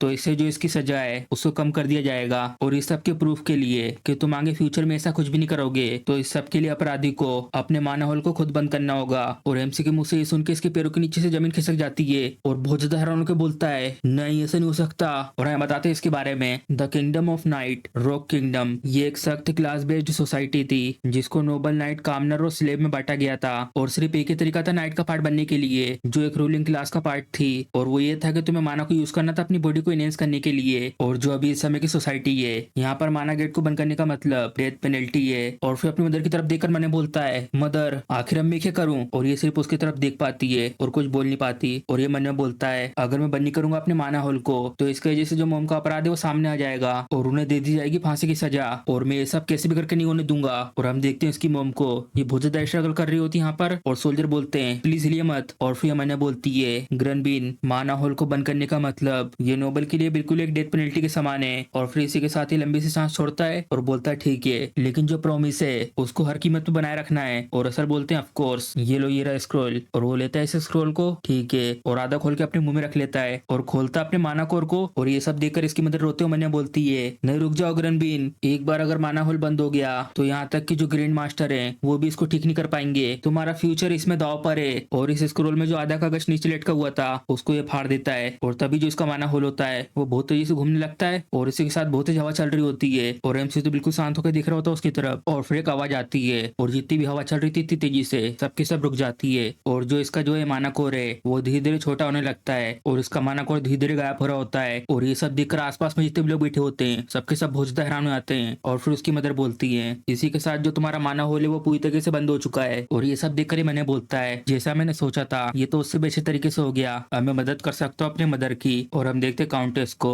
ये मैंने बोलती है, सब देखकर अब सब कुछ खत्म हो चुका है, भले ये मेरा खुद का बेटा है लेकिन इसके पास कुछ ज्यादा एक्सपीरियंस नहीं है सबका, और ये बहुत ही ज्यादा भोला है। और ये अपनी मदर की तरफ देखकर उनसे बोलता है, मदर बिल्कुल भी निराश मत होइए, सच्चाई ये है कि मैं हमेशा से बनना चाहता था एक आर्टिस्ट। और हम देखते उसकी मदर को, ये बहुत ही गुस्से में होती है और मैंने बोलती है कि एलेक्स। और हम देखते हैं इतनी पावर लगाती है जो इसके मुंह में बंधा हुआ था उसकी चेन टूट जाती है। और ये बहुत ही ज्यादा गुस्से में चिल्ला के बोलती है कि एलेक्स, मैं तुम्हारी पीढ़ी तक को श्राप देती हूँ, मैं तुम्हें चीर के रख दूंगी। और फ्रेम से बता रहा होता है, अगर तुम मानो को यूज नहीं कर सकते तो चाहे तुम कितना भी ट्राई क्यों ना कर लो, तुम सिर्फ पहुंच पाओगे क्लास 3 के नाइट के लेवल तक, और तुम बड़ी मुश्किल से पहुंच पाओगे लायला के लेवल तक। लेकिन जो गिल्ट है किसी ऐसे बच्चे के फ्यूचर को उससे छीन लिया है जो अभी भी मिडिल क्लास में, नहीं नहीं नहीं, ये सिर्फ गेम के कैरेक्टर है, अगर मैं ऐसा करूंगा तो ये चीज मेरे पे बैकफायर कर सकती है। और असल देख लेते हैं एमसी को ऐसा करते हुए और कंफ्यूज होकर मैंने बोलते हैं, आखिर इसको क्या हुआ? और फिर एमसी देखता है उनकी तरफ और मैंने बोलता है, अब हमने ऑलरेडी कर लिया है तो अब हम लोग यहाँ से पीछे नहीं हट सकते। और फिर खांसते हुए उनसे बोलता है, चलो डिस्पोजल की तैयारी करते काउंट रसल। और फिर काउंट रसल बोलते हैं, जब तक इन्वेस्टिगेशन कंप्लीट नहीं होती उन लोगों के ऊपर जो लोग असैसिनेशन के पीछे हैं, तब तक लेडी स्टेला और प्रिंस ग्रनबिन उनको किसी भी तरीके से आपस में कांटेक्ट करने से पूरी तरीके से रोक दिया गया है। और तब तक ये कैद रहेंगे एनेक्स में। और आज के बाद से आपको पूरी तरीके से रोक दिया गया है बाहर की दुनिया से किसी भी तरीके का कांटेक्ट करने से। और गार्ड लोग इन लोगों को ले जा रहे होते हैं जेल में डालने के लिए। और एमसी देखता पलट के उन लोगों की तरफ और रसल इनके पास आके बोलता है, द चीफ फाइनेंशियल ऑफिसर गिड्रोस, आपको सस्पेक्ट किया गया कि आपने लीक कराएगा बहुत ही ज्यादा जरूरी डॉक्यूमेंट्स को। अभी इस समय से इनकी जो करंट पोजीशन इनको इनसे हटाया जा रहा है और मेरी तरफ से ऑर्डर है कि इसके ऊपर पूरी तरीके से इन्वेस्टिगेशन करी जाए, ले जाओ घसीट के इस अपराधी को। और फिर सोल्जर बोलते हैं, ठीक है। और ये बोल रहा होता है, मैं उन सबसे अलग हूँ, प्लीज रुक जाओ। और वो गुस्से में सोल्जर से बोलता है, तुम लोली सोल्जर, आखिर तुम्हारी हिम्मत कैसे हुई मुझे अपने गंदे हाथों से छूने की? और ये सब सुनने के बाद सोल्जर भर के देता मुक्का उसके पेट में और सोल्जर ले जा रहे होते हैं इसे भी जेल में डालने के लिए। और एमसी ये सब देखकर मैंने बोलता है, तुमने बहुत अच्छा किया। और ये सब देखकर आसपास में लोग बोलते हैं, ये सब क्या हो रहा है? क्या ये सब कुछ हमारे साथ भी होगा? क्या हमें भी मिलेगी इस तरीके की पनिशमेंट? और लोग बात कर रहे होते हैं एमसी के बारे में, ना ही प्रिंस केलिस के पास टाइटल है और ना ही किसी तरीके का सपोर्टिंग ग्रुप, तो आखिर क्यों काउंट रसल किसी ऐसे की मदद कर रहे हैं? कहीं इसका मतलब जो पूरा का पूरा नाइट ऑर्डर है वो सब के सब प्रिंस के साथ तो नहीं मिल गए जो सक्सेसर को लेकर बात थी? अब वो देखकर लगता है सब कुछ खत्म हो चुका है। जो काउंट रसल है उन्हें जानबूझ के हमें ये सब दिखाया कि वो क्या कर सकते हैं। इसका मतलब ये वार्निंग है लिए प्रिंस केलिस की तरफ से हमारे लिए। और फिर काउंट रसल बोलते हैं सिक्योरिटी चीफ, और ये भी थोड़ा हैरान होकर बोलते हैं हाँ तुम्हें सस्पेंड किया जा रहा है तुम्हारी ड्यूटी से और आपको सख्त कारावास में रखा जाएगा। और इसके अलावा प्लीज आसपास में लोगों के साथ बात करके किसी भी तरीके की मिसअंडरस्टैंडिंग खड़ी ना करें। और रसल की ये बात सुनने के बाद ये बोलता है ठीक है मैं समझ गया। और रसल को ये सब करते देखकर ये लोग भी हैरान हो जाते हैं। और सामने से एजेंट एमसी को बोलता है मुझे माफ कर दीजिए, ये सब कुछ हुआ है मेरी मैनेजमेंट की वजह से, प्लीज अप्रूव कर दीजिए अपनी तरफ से मेरे रेजिग्नेशन को। गेरोड ये बहुत ज्यादा केपेबल ही नहीं बल्कि इसके जितने भी साथी हैं वो सबके सब इसके ऊपर भरोसा करते हैं। और इसके अलावा ये पहले से रसल के साथ है, यहाँ पर थोड़ा सा रिस्क है हमारे ऊपर बेकलेस होने का। और फिर रसल बोलते हैं चीफ एडमिनिस्ट्रेटर जो आपकी रिक्वेस्ट है कि रिजाइन करने की उसको मना कर दिया गया है। ये है की पूरी लिस्ट, और इस लिस्ट के अंदर जितने भी लोगों के नाम है हमें ऐसा लगता है कि वो सबके सब इसमें शामिल है। और इन सबको लेकर ये ऑर्डर है कि इनको इनकी ड्यूटी से निकालना है और भेज देना जेल के अंदर। और इन सबको देखकर प्लीज ये बताइए आगे चल के किसी भी तरीके की बाधा तो नहीं आएगी। और सामने से वो माफी मांगते हैं एमसी से, प्लीज मुझे माफ कर दीजिए। और फिर रसल बोलते हैं प्रिंस केलिक्स। और फिर एमसी उनके पास जाके बोलता है काउंट रसल सारे के सारे लेकिन जो 4 फाइनेंशियल ऑफिसर हैं उन लोगों के ऊपर भी इन्वेस्टिगेशन करनी है। ऐसा लगता है अब ये जरूरी है यहाँ पर एक नए फाइनेंशियल ऑफिसर को भेजना। और ये सब सुन के हैरान हो जाते हैं क्या प्लीज कुछ दया तो दिखाइए उन लोगों के ऊपर जिन लोगों के अपराध बहुत कम है। अगर यहाँ पर कोई भी सिंगल हाई रैंक का ऑफिसर नहीं रहा तो यहाँ पे बहुत ही ज्यादा बड़ी दिक्कत हो सकती है। और फिर एमसी मैंने बोलता है सुनने के बाद नहीं हम लोग को फाइनेंशियल डिपार्टमेंट में किसी ऐसे को रखना चाहिए जिनके ऊपर हम पूरे तरीके से भरोसा कर सके। क्या आप ऐसा कह रहे कि इन्वेस्टिगेशन को बीच में छोड़ दो कुछ चीजों के बिगड़ जाने के डर के कारण? वो तो आभारी होंगे मेरे लिए कि मैंने उनको एक मौका दिया है। और या तो वो लोग अपने आप को ओवर एस्टिमेट कर रहे हैं लेकिन उन लोगों ने सिर्फ छोटी मोटी गलतियां तो करी हैं। और फिर एमसी बोलता है चलो तो फिर ठीक है लेकिन मैंने ऑलरेडी तय कर लिया है कि मुझे क्या करना है। और ये एमसी को देखकर मैंने बोलता है तुम तो वो पहले जैसे प्रिंस बिल्कुल भी नहीं हो, तुम पहले एक कमजोर दिल के बच्चे थे जो किसी भी तरीके का डिसीजन नहीं लेता था। और आसपास में लोग बात कर रहे होते हैं अगर रसल सिंबल है मार्शल पावर का और गेरोड सिंबल है विद्वानता का, और अभी इस समय जो गेरोड है वो प्रिंस के सामने कुछ भी नहीं कर पा रहा है, क्या ये सब कुछ सच में हो रहा है? और इसी के साथ एमसी मुस्कुराता है तो इसी के साथ जो पावर है सेकंड किंगडम की वो ऑलमोस्ट अब मेरी हो चुकी है। चलो तो फिर अब इसी के साथ देखते हैं। और तभी एक बहुत तेज रोशनी आती है और एमसी देखता है इसके स्टेटस को। और यहाँ पे जितने भी लोग होते हैं एमसी सबके स्टेटस को दिख रहा होता है और मुस्कुराते हुए मैंने बोलता है ये तो इंटरेस्टिंग है। और सब लोगों के स्टेटस को खोलने के बाद एमसी पढ़ लेता है सब लोगों की जानकारी को। रसल ने जितने भी लोगों के नाम की लिस्ट दी होती है इनको, ये उन सारी लिस्ट को चेक कर रहे होते हैं। और एमसी इनको देखकर बोलता है गेरोड ने कहा कि इनको चेक करने में थोड़ा सा टाइम लगेगा। और बाजू में दूसरे लोगों की तरफ देखकर बोलता है लेकिन जो ये लोग हैं इनको पढ़ना तो बहुत ज्यादा आसान है। और यहाँ तक कि जो इनके अपोजिट वाले ग्रुप हैं ये जरूर सारे के सारे एलिमिनेट हो जाएंगे। और यहाँ तक कि उनकी पोजीशन कितनी भी ऊपर तक की क्यों ना हो, और स्पेशली वो लोग जो किसी काम के नहीं है, मैं सिर्फ उन लोगों को यूज करूंगा जो सर्वाइव कर जाएंगे लॉयल्टी कॉन्टेस्ट को। और एमसी को ऐसा स्माइल करते देखकर ये लोग मन्या बोलते हैं आखिर किस तरीके की स्माइल है, ये तो बहुत ज्यादा डरावनी है। और ये लोग मन्या बोलते हैं अगर प्रिंस केलिस को तुम पसंद नहीं आए तो लिटरली तुम अपनी मुंडी खो सकते हो। और ये सबके सब जल्दी से आते हैं एमसी से बात करने के लिए। नहीं सबसे पहले मैं बात करूंगा, जो सबसे पहले जाएगा वो बात करेगा। और फिर एमसी उनसे बोलता है ऐसा धक्का मुक्की मत करो, यहाँ पे बहुत सारा टाइम है, आराम से बात करेंगे। और रसल भी देखता है ये सब होते हुए और इसको भी समझ में नहीं आ रहा था आखिर ये सब क्या हो रहा है, और खुजाने लगता है अपने सर को। और इसी के साथ रात हो चुकी होती है और इतना सारा काम करने के बाद एमसी अंगड़ाई लेता है और अपने बिस्तर पे आके लेट जाता है। सच में मैं तो बहुत ज्यादा थक गया हूँ। और फिर सोच रहा होता है सब चीजों के बारे में, एक एवरेज स्टूडेंट जो दिखने में भी एवरेज है, मैं बस हर तरीके से एवरेज था, लेकिन तब क्या होगा अगर मैं इस गेम को हरा देता हूँ तो, जिसको किसी ने भी पहले क्लियर नहीं करा है। और फिर सबके बाद मैं भी बन जाऊंगा एक स्पेशल। सब कुछ अब यहाँ पे खत्म हो चुका है। मैं ये आशा करता हूँ कि मैं रिबोन हो जाऊँ एलियन कॉन्टिनेंट में, तो फिर मैं बना रह पाऊंगा एक एक्स्ट्रा ऑर्डिनरी। और फिर एमसी सब सोचने के बाद बनने बोलता है जो रुको सीड ऑफ गॉड्स, इस गेम को क्लियर करने के बाद तुम बैठ सकते हो गॉड्स की सीट पर। जब मैंने पहली बार गेम को स्टार्ट करा था और हम देखते हैं वो सेम चीज उसमें बता रहे होते हैं जब इसने गेम में लॉगिन करा था, तुम पैदा हुए हो छोटी सी इनसिग्निफिकेंट सोल के साथ, तुम्हें इसमें सर्वाइव करना और बनना है हीरो और हरा दो रिजरेक्टेड रिबिल गॉड को और बड़ो गॉड्स की सीट पर, और उसके बाद जो तुम्हारी एक विश है वो पूरी करी जाएगी। और ये सब याद आने के बाद एमसी हैरान हो जाता है, नहीं ऐसा नहीं हो सकता, जो मैंने जाने अनजाने में विश मांग ली थी कि मुझे इस कॉन्टिनेंट में रिबोर्न होना है, क्या उन लोगों को ये लगा कि मेरी विश वो थी? और लेट जाता वापस बिस्तर में। चलो अब इसमें कुछ कर भी तो नहीं सकते, वापस थोड़ा सब कुछ पीछे हो जाएगा। अगर मैं क्लियर कर देता हूँ इस दुनिया को फिर से तो मैं फिर से गॉड्स की सीट पे जा सकता हूँ और फिर उसके आदमी मांग सकता हूँ एक और विश को, मैं डेफिनेटली क्लियर करूंगा इस दुनिया को। और ये सब बोलने के बाद सो जाता है। और फिर सुबह हो जाती है और एमसी उठ के अपने हाथ पैरों को सीधा कर रहा होता है। चलो अब ठीक है, अब कहाँ से स्टार्ट करूँ मैं? सबसे पहले मुझे एरियल टेरिटरी के बारे में पता है लेकिन मैंने कभी भी नहीं सुनाएगा सेकंड टेरिटरी के बारे में, आखिर ये जगह वैसे है कहाँ पर? चलो मैप में देखते हैं। और अचानक से एमसी के सामने स्टेटस के अंदर मैप दिखने लगता है और उस मैप के ऊपर लिखा हुआ होता है तुम्हारे पास हिस्ट्री है कि तुमने कॉन्टिनेंट ऑफ एलियन को कॉन्कर कर चुका है, क्लियर बोनस, जितने भी मैप्स हैं सबके सब तुम्हें दिखाई देंगे। और ये सुन के एमसी खुशी आता है, वाह सीरियसली ये तो बिल्कुल एक ट्रेजर की मैप की तरह है, ये सारे के सारे डंजन और ये रास्ते ये सब के सब दिखाई दे रहे हैं इस मैप में, ये तो बिल्कुल उस गेम की तरह फीचर्स हैं जो क्लियर बोनस है। इसके बारे में किसी को इसलिए पता नहीं है क्योंकि पहले कोई भी इस गेम की एंड तक पहुंचा नहीं है। इस मैप के अंदर जितने ही मार्केंगे सबके सब दिखाई दे रहे हैं और इसमें वो भी इन्फॉर्मेशन दिखा रहे हैं जिसके बारे में मेरे को पहले पता नहीं था। अब तो सब कुछ मेरे लिए बहुत ही ज्यादा आसान है। जरा रुको, आखिर ये कौन सा साल है? Imperial year 289। हाँ, जो हीरो डेस्टिनी वो तो स्टार्ट होगा इंपीरियल ईयर 294 में। तो मुझे पता नहीं था पहले एरन और सेकंड टेरिटरी के बारे में। हाँ, जरा रुको, कहीं इसका मतलब जो मेरे पास टेरिटरी हैगी वो 5 साल बाद गायब हो जाएगी? आखिर ये सब क्यों होना था? हाँ, मुझे याद आ रहा है कि रसल ने बताया था कि हमारी फाइनेंशियल कंडीशन बहुत ज्यादा बेकार है, शायद इसी की वजह से मैं ऑलमोस्ट मारा गया था। और यहाँ तक कि हम लोग एक मेड को भी अफोर्ड नहीं कर सकते। चलो एक बार नजर डालते हैं फाइनेंशियल स्टेटस विंडो पर। जैसे ही हमसे देखते हैं यहाँ के फाइनेंशियल स्टेटस को, उसके बाद अचानक से एक बहुत तेज आवाज आ रही होती है सिस्टम के अंदर से और फिर अपने कानों को बंद करके बोलता है आखिर अचानक से ये सब क्या हो रहा है? और इसी के साथ सिस्टम के अंदर सारी जानकारी दिखने लगती है और एमसी उसको देखकर बहुत ज्यादा हैरान हो जाता है। नहीं, ऐसा नहीं हो सकता, मुझे तो विश्वास ही नहीं हो रहा इस सब पे। आखिर ये कैसे हो सकता है? आज मुझे यहाँ पे अपना सामान पैक करके और कुछ पैसे लेके यहाँ से भाग जाना चाहिए। नहीं, लेकिन मैं कैसे छोड़ सकता हूँ इस जगह को? मैं पैसों को दोबारा भी कमा सकता हूँ, लेकिन जो ये जगह है ये मुझे मेरी फैमिली की तरफ से मिली हुई है और अगर मैं इसको यहाँ पे छोड़ के चला जाता हूँ जिसको मैंने पाने के लिए इतनी मेहनत करी है, तो ये तो सच में बर्बादी होगी इस सबकी। चलो सबसे पहले चेक करते हैं चेक इन स्टेट के जितने भी फाइनेंशियल रिकॉर्ड है उन सबको। जितने भी टैक्स फार्म वाले एरिया से कलेक्ट करे जाते हैं उसमें ज्यादा कुछ फर्क नहीं बाकी टेरिटरी से। और जो नेशनल डिफेंस बजट है उसको पिछले साल कुछ समय के लिए बढ़ा दिया गया था, तो इस वाले पार्ट में कुछ दिक्कत नहीं है। और अगर दूसरी चीजों को लेकर देखे तो, और इसी के साथ एमसी यहाँ पे सब कुछ चेक कर रहा होता है और चेक करते करते शाम हो जाती है और फिर रखता है इस किताब को टेबल पे। सच में मैं तो बहुत ज्यादा थक गया सब चेक करते करते। हर एक डॉक्यूमेंट को चेक करना और वो भी पूरे 10 सालों तक के, ये तो सच में बहुत ज्यादा है। लेकिन यहाँ पर एक दिक्कत है, यहाँ शेकन किंगडम से बहुत दूर जो मेड्रोसा डेजर्ट किंगडम है उसके साथ व्यापार पूरी तरीके से बंद हो चुका है। दो नेशन के बीच व्यापार रुक जाने से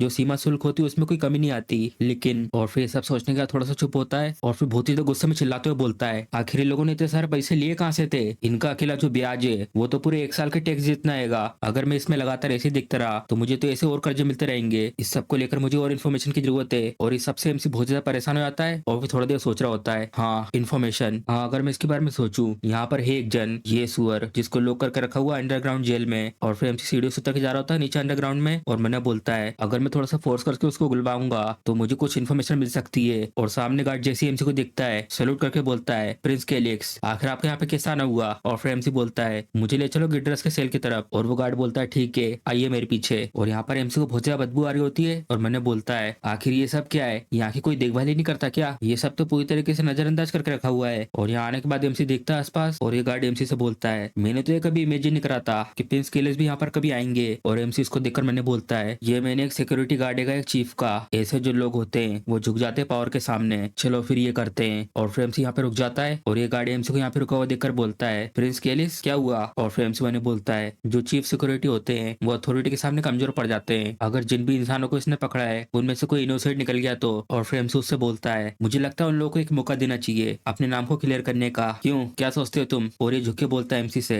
हाँ आप बिल्कुल ठीक कह रहे हैं। और फिर एमसी बोलता है और वहीं दूसरी तरफ ऐसे अपराधी जिनको निकालना नहीं चाहिए जेल से, वो अगर बाहर आ गए उनके ऊपर दोबारा से इन्वेस्टिगेशन करना, इसलिए मैं इस मिशन को तुम्हारे पास छोड़ रहा हूँ, ठीक है जेलर? और एमसी की बात सुनने के बाद ये जेलर बोलता है ठीक है मेरे लॉर्ड। और फिर एमसी मैंने बोलता है ये आसानी से बिट्रे कर देगा चीफ ऑफ सिक्योरिटी को जिसको ये फॉलो कर रहा है। तो अभी इस समय मैं हूँ इसका एक नया स्ट्रॉन्ग लीडर। वेल मैं इससे बहुत सारे काम निकलवाऊंगा अब। और फिर एमसी बोलता है जेलर से और एक और चीज, मैं अभी लॉर्ड नहीं हूँ तो इसलिए अभी जो तुम कह रहे हो उसके ऊपर थोड़ा सा ध्यान रखो। और जेलर बोलता है मैं इसके लिए बहुत ज्यादा माफी चाहता हूँ, मुझे माफ कर दीजिए प्रिंस। और फिर एमसी मैंने बोलता है देखकर ऐसा लगता है कि मैं ज्यादा कुछ अलग नहीं हूँ पॉलिटिकल लोगों से। और पीछे जेलर से बोलता है तुम्हें माफी मांगने की जरूरत नहीं है, ले चलो मुझे गिड्रस के पास। और ये लोग यहाँ पर आ जाते हैं और अचानक से सामने एक आवाज आती है और एमसी और ये जेलर देखते हो उस आवाज की तरफ और हम देखते हैं यहाँ पर जेल के अंदर ये आवाज कर रहा होता है और चिल्लाते हुए बोलता है मैं खा नहीं सकता ऐसे डिस्कस्टिंग खाने को और वैसे भी मैं जल्दी निकलने वाला हूँ इस जगह से। और एमसी इसके सेल के पास आके बोलता है तो क्या तुम्हारे पास यहाँ पे तरीका है निकलने का? और हंसते हुए बोलता है क्या तुम यहाँ से भागने की प्लानिंग कर रहे हो? और जेल के अंदर से गिड्रस बोलता है मैं आपका इंतजार कर रहा था मेरे प्रिंस, देखकर ऐसा लगता है कि अब आपके ऊपर मेरा एक कर्जा है। और एमसी हैरान को बोलता है हाँ, क्या तुम यहाँ जेल में पड़े पड़े सपना देख रहे हो? आखिर कहाँ से मेरे ऊपर तुम्हारा एक कर्जा है? और मैं तो इसको लेकर मेक श्योर कर रहा हूँ कि जिस रस्सी में तुम लटकोगे वो बहुत ज्यादा मजबूत हो। अब ऑलमोस्ट टाइम आ चुका तुम्हारे एक्सिक्यूशन का। और सामने से गिड्रस बोलता है भले ही मैं कैसा भी दिखता हूँ लेकिन मैं पूरे 20 सालों से काम कर रहा हूँ इस सेकंड किंगडम में एक फाइनेंशियल ऑफिसर के रूप में। और जो रीजन है कि प्रिंस क्यों इतनी दिक्कत उठाकर यहाँ मुझसे मिलने आए हैं the chief of financial officer से, मुझे लगता है मैं ये समझ सकता हूँ। और फिर एमसी बोलता है तुम्हारा मतलब पहले रह चुके फाइनेंशियल ऑफिसर से? और गिड्रस बोलता है तुम जानना चाहते हो इस स्टेट के ऊपर जो इतना बड़ा कर्जा है उसके बारे में, क्यों है ना?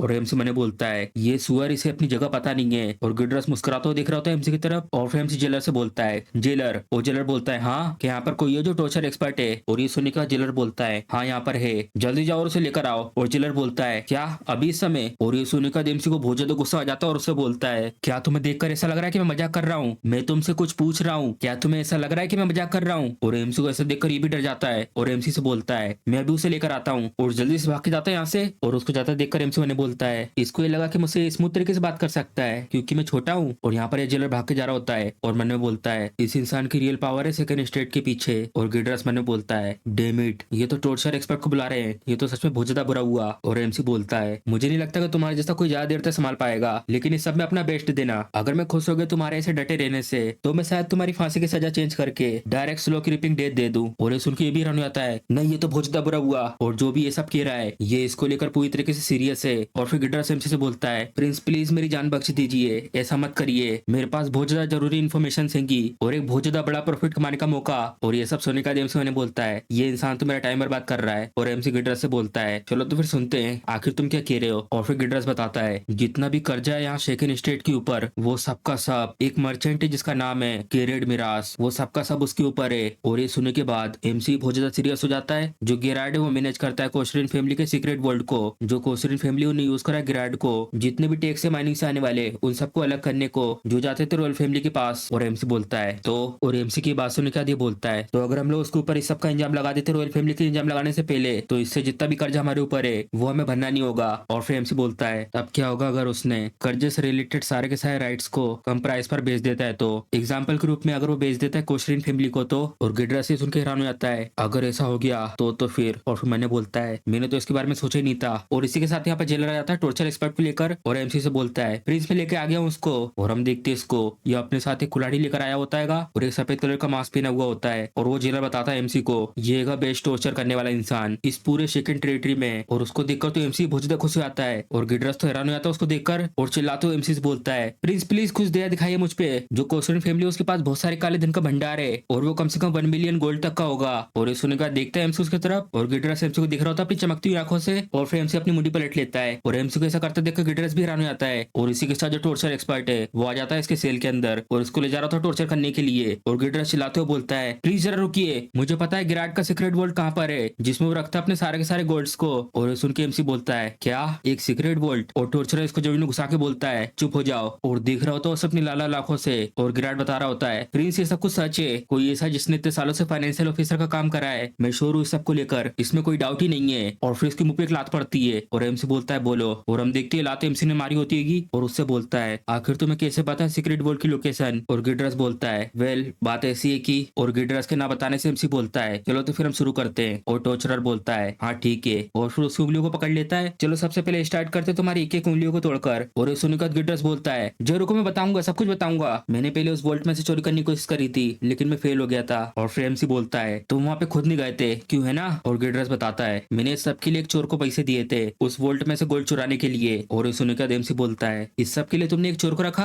आखिर तुमने उसे कितने पैसे दिए? और गिडरस बता रहा होता है 3। और ये सुनकर एमसी गुस्से में बोलता है हाँ 300 गोल्ड? क्या तुम सीरियस हो? नहीं 3000। और ये सुन के एमसी भी हैरान हो जाता है क्या तुम कह रहे हो 3000? और फिर गिडरस मैंने बोलता है अब तो सब कुछ खत्म। और ये सब सुनकर एमसी तेज तेज हंसने लगता है और एमसी को ऐसा हंसता देखकर जेलर मैंने बोलता है ये इतने ज्यादा गुस्से में है कि ये गुस्सा करने के बजाय हंस रहे हैं, शायद अब हमें इस बूढ़े को मार देना चाहिए, चलिए प्रिंस आके खत्म करिए इसे। और हम देखते हैं एमसी के अंदर से बहुत सारा डार्क होना निकल रहा होता है और गिडरस से बोलता है तुम कह रहे हो 3000 गोल्ड, ये पूरे आधे साल का टैक्स है सेकंड टेरिटरी का, आखिर तुम्हें इतना सारा पैसा मिला कहाँ से? तुमने ये सब घपला किया फैमिली के पैसों में से क्यों है ना? और फिर गिडरस एमसी से बोलता है मेरे पास कोई और रास्ता नहीं था इस सबके अलावा, अगर उस वोल्ट की चाबी एक मैजिकल क्रिस्टल बॉल नहीं होती तो मैं उस वोल्ट में से चोरी करने में कामयाब नहीं हो पाता। और एमसी सुनिकत बोलता है एक मैजिकल सर्कल बॉल, अच्छे से बैठो और समझाओ मुझे आखिर ये सब क्या है। और गिडरस बताता है मुझे ये बताया गया था कि क्रिस्टल बॉल को डुप्लीकेट करने के लिए 2500 गोल्ड लगते हैं। और फिर मैंने बोलता है सुनने के बाद ये शायद कुछ काम की चीज है। और एमसी गिडरस से बोलता है तुम्हें स्कैम करा गया है। और ये सुन के ये बोलता है क्या स्कैम करा गया है? और एमसी बताता है इसको लेकर ये बहुत ज्यादा हाई पॉसिबिलिटी है कि वो जो चोर और गिराड है वो दोनों साथ में काम कर रहे हो। और एमसी की बात सुनकर गिडरस बोलता है नहीं ऐसा नहीं हो सकता, मैंने खुद पर्सनली कंफर्म करा है, उस वोल्ट के अंदर जाने का जो रास्ता है मैंने खुद अपनी आंखों से देखा था, गिराड ने उसको ओपन करने के लिए मैजिकल क्रिस्टल बॉल का यूज करा था। और फिर एमसी पूछता है कहाँ है वो वोल्ट? और गिडरस बताता है वो है गोल्डा हाईलैंड में, और वहाँ उस समय मेरी आंखों में पट्टी बांधी गई थी तो इसलिए मुझे पता नहीं एग्जैक्ट लोकेशन का। और फिर एमसी यूज करता सिस्टम को और चेक कर रहा होता है मैप में, और मैप में चेक करने के बाद मैंने बोलता है तो इसने कहा गोल्डा हाईलैंड।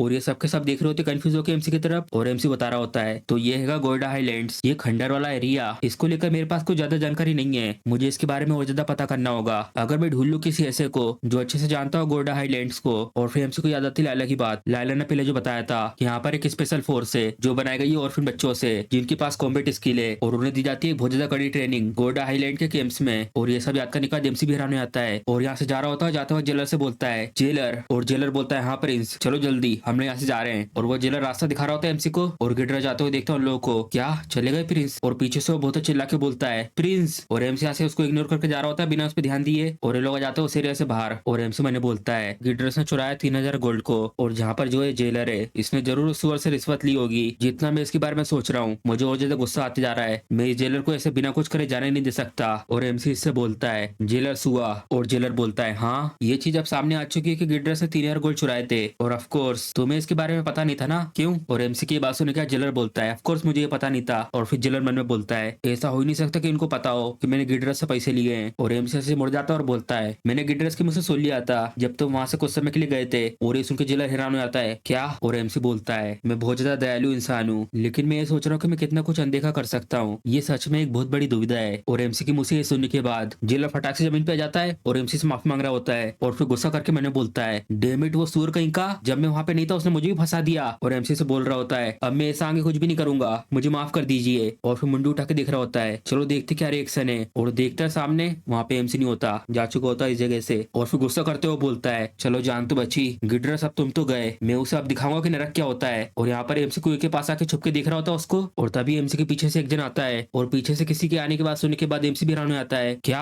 आखिर ये कौन है? और एमसी देखता है अपने पास खड़े हुए इस इंसान को, और उसकी तरफ देखकर बोलता है कौन, आखिर कौन हो तुम? जैसे एमसी देखता है इसको अपने पीछे से आते हुए, इसको देखकर मैंने बोलता है इसके पहनावे को देखकर ऐसा लग रहा है कि ब्लू लायन ऑर्डर का नाइट है। और एमसी इससे पूछता है आखिर तुम क्या चाहते हो? और ये एमसी को अपने बारे में बताता है मैं करूर सोलेमन हूँ, मुझे लॉर्ड रसल ने ऑर्डर दिया आपके साथ बने रहने का। और फिर एमसी बोलता है अच्छा तो ऐसा है, और यूज करता है अपने सिस्टम को, और इसके बारे में सारी जानकारी चेक कर रहा होता है। और ये एमसी से बोलता है आपसे मिलकर अच्छा लगा। और फिर एमसी उसके स्टेटस को चेक करने के बाद बोलता है इसके पास तो बढ़िया एबिलिटीज है, क्या हीरो डेस्टिनी गेम में इस तरह का कैरेक्टर भी था? इसका नाम तो कोई जाना पहचाना लग नहीं रहा है, या ये बहुत पहले मारा गया था? इसके पास पोटेंशियल बहुत ज्यादा है, ये आसानी से पूरे कॉन्टिनेंट में टॉप स्ट्रॉन्गेस्ट लोगों में से एक बन सकता है। और एरियन की मिलिट्री स्किल का होना साथ में ऐसे पोटेंशियल के साथ ये तो सच में रेयर है। कहीं ये वो तो नहीं? नॉर्मली जो सोलेमन है ऐसा कहते हैं कि वो एक डीमन है जो अपने हर एक एनिमी को मारता है बिना कोई दया दिखाए। और यहाँ तक कि जो ब्लैक प्रिंस लॉर्ड है वो कहते हैं कि उनने तक उसका चेहरा नहीं दिखा है, और उसको जाना जाता है द मैसेंजर ऑफ डेथ के नाम से। और ये सब सोचने के बाद अपनी मुंडी हिला रहा होता है नहीं ऐसा नहीं हो सकता, जो मैसेंजर ऑफ डेथ है उसके बारे में बताया गया है कि वो पतला और ग्लूमी सा है, लेकिन यहाँ पर ये जो बॉडी से भरा हुआ इंसान है इसकी तरह तो वो बिल्कुल भी नहीं है। और सबसे इंपॉर्टेंट बात तो ये है कि इसकी जो आंखें हैं वो पूरी तरीके से क्लियर है। वेल इसके बारे में कोई जानकारी तो है नहीं है, तो इसके बारे में सोचने का कोई पॉइंट नहीं बनता। और यहाँ तक कि ये जो है इसके पोटेंशियल के आधार पर, और इसी के साथ ही कम से कम मेरे रैंक तक का तो है, इसको मेरे आसपास रखने से मुझे ही फायदा होगा। और फिर सामने से एमसी को नाइट बुला रहा होता है, और उसकी आवाज सुन के एमसी भी चौंक जाता है और देखता है उसकी तरफ। हाँ क्या आप ठीक हो? मैंने आपको इतनी बार बुलाया आपने कोई जवाब ही नहीं दिया। और फिर एमसी बोलता नहीं कुछ नहीं हुआ। और नाइट बोलता है एक मर्चेंट है जिसका नाम है गिराड मिरास, वो आपसे मिलने के लिए आया है। और एमसी बोलता है क्या गिराड मिरास आया है? और याद कर रहा होता है एमसी जो भी गिडर्स ने बताया होता है उसके बारे में कि जितना भी कर्जा इस कंट्री के ऊपर है वो सबका सब कंट्री के ऊपर नहीं है, बल्कि वो गिराड मिरास के ऊपर है। और इसी के साथ जो उसने बोल्ट के बारे में बात बताई थी वो सब। और फिर एमसी मैंने बोलता है तो ये है वो मर्चेंट जिसके बारे में मुझे वो इडियट बता रहा था। अब ये तो धीरे धीरे इंटरेस्टिंग होते जा रहा है। और एमसी जल्दी से जाने लगता है यहाँ से, और पीछे नाइट से बोलता है चलो चलते हैं। और नाइट भी बोलता है ठीक है प्रिंस, और पीछे से दौड़ते हुए आ रहा होता है। और एमसी उसको देखकर मैंने बोलता है ये तो कहीं से नहीं हो सकता वो मैसेंजर ऑफ डेथ, बिल्कुल भी नहीं। और ये लोग आ जाते हैं कैसल के अंदर, और नाइट गेट खोलता है आइए प्रिंस अंदर। और एमसी जाता है यहाँ इस हॉल में, और इसी के साथ बाजू में से एक जन बोलता है आपसे मिलकर बहुत अच्छा लगा प्रिंस केलिक्स। और एमसी देखता है उसकी तरफ, और हम देखते ही होता है वो मर्चेंट, और अपने बारे में बता रहा होता है मेरा नाम है गिराड मिराज, और मैं चलाता हूँ छोटी सी ट्रेडिंग कंपनी को। और एमसी उससे बोलता है मैंने इसके बारे में सुना है, जो मिराज ट्रेडिंग कंपनी है वो भले ज्यादा बड़ी नहीं है, लेकिन उन लोगों का बहुत ज्यादा रिस्पेक्टेड बिजनेस है। टैलेंटेड मर्चेंट का तो यहाँ पे हमेशा स्वागत है। और सामने से गिराड बोलता है आप तो मेरी को ज्यादा तारीफ कर रहे हो प्रिंस। और एमसी बोलता है वैसे आखिर क्यों एक सक्सेसफुल मर्चेंट यहाँ मेरे से मिलने के लिए आया है? मेरे पास कोई ऑफिशियल पोजीशन नहीं है और ना ही कोई अथॉरिटी। अगर ये सब बिजनेस से रिलेटेड मामला है तो ये अच्छा रहेगा कि आप रसल से जाके बात करिए। और एमसी की बात सुनने के बाद गिराड हंसने लगता है, और फिर एमसी से बोलता है भले अभी के लिए सेकंड टेरिटरी को रसल संभाल रहा है, लेकिन ये तो आखिरी में प्रिंस की टेरिटरी है। आखिर सेकंड में ऐसा कौन है जो हिम्मत करेगा आपकी बात ना मानने की? और फिर एमसी उससे बोलता है मैं 2 वारिसों में से एक हूँ, तो प्लीज ज्यादा ओवर एस्टिमेट मत करिए। और फिर गिराड बोलता है आप तो थोड़ा ज्यादा हम्बल हो रहे हो प्रिंस, भले ये बात ऑफिशियली अनाउंस नहीं हुई है, लेकिन मैंने इसके बारे में सुना है जो सक्सेसर को लेकर स्ट्रगल था वो ऑलरेडी खत्म हो चुका है। और गिराड की ये बात सुनने के बाद एमसी बोलता है, ओह तुम्हारे कान तो बहुत तेज हैं, ये चीज अभी तक पब्लिकली अनाउंस नहीं करी गई है और तुम्हें ये पहले से पता चल गया। और ये सुनने के बाद गिराड मुस्कुरा रहा होता है और एमसी से बोलता है, अगर मैंने अपनी बातों से आपको परेशान किया है तो मैं उसके लिए आपसे माफी चाहता हूँ। मैं एक बहुत ज्यादा केपेबल मर्चेंट हूँ, अगर मेरे पास ऐसी इन्फॉर्मेशन पता लगाने के तरीके नहीं होंगे तो मैं कैसे एक बिजनेसमैन कहला सकता हूँ। और फिर सीरियस होकर मैंने बोलता है, ये बहुत ज्यादा अलग है जो इनके बारे में रूमर कहे गए हैं, इन्हें तो भोला और बेवकूफ सा होना चाहिए था और अभी इस समय तो ये बहुत ज्यादा शार्प और चीजों को समझने वाले लग रहे हैं। ये तो बिल्कुल ऐसा है कि अपने असली रूप को छुपा रहे थे इतने समय से, कहीं ऐसा तो नहीं जो ये यंग मैन है जो अभी 20 साल तक का भी नहीं हुआ है उसको पूरी जानकारी दुनिया के बारे में। ये सब तो इम्पॉसिबल है, लेकिन जो रूमर है इसकी खूबसूरती को लेकर जो लड़कों के दिल को भी मजबूर कर देता धड़कने के लिए, ये तो बिल्कुल सच है। ये तो एग्जैक्टली मेरे टाइप का है। और उसका ऐसा चेहरा देखकर एमसी को भी बहुत ज्यादा अजीब सा महसूस होता है और खड़ा हो जाता है अपनी सीट से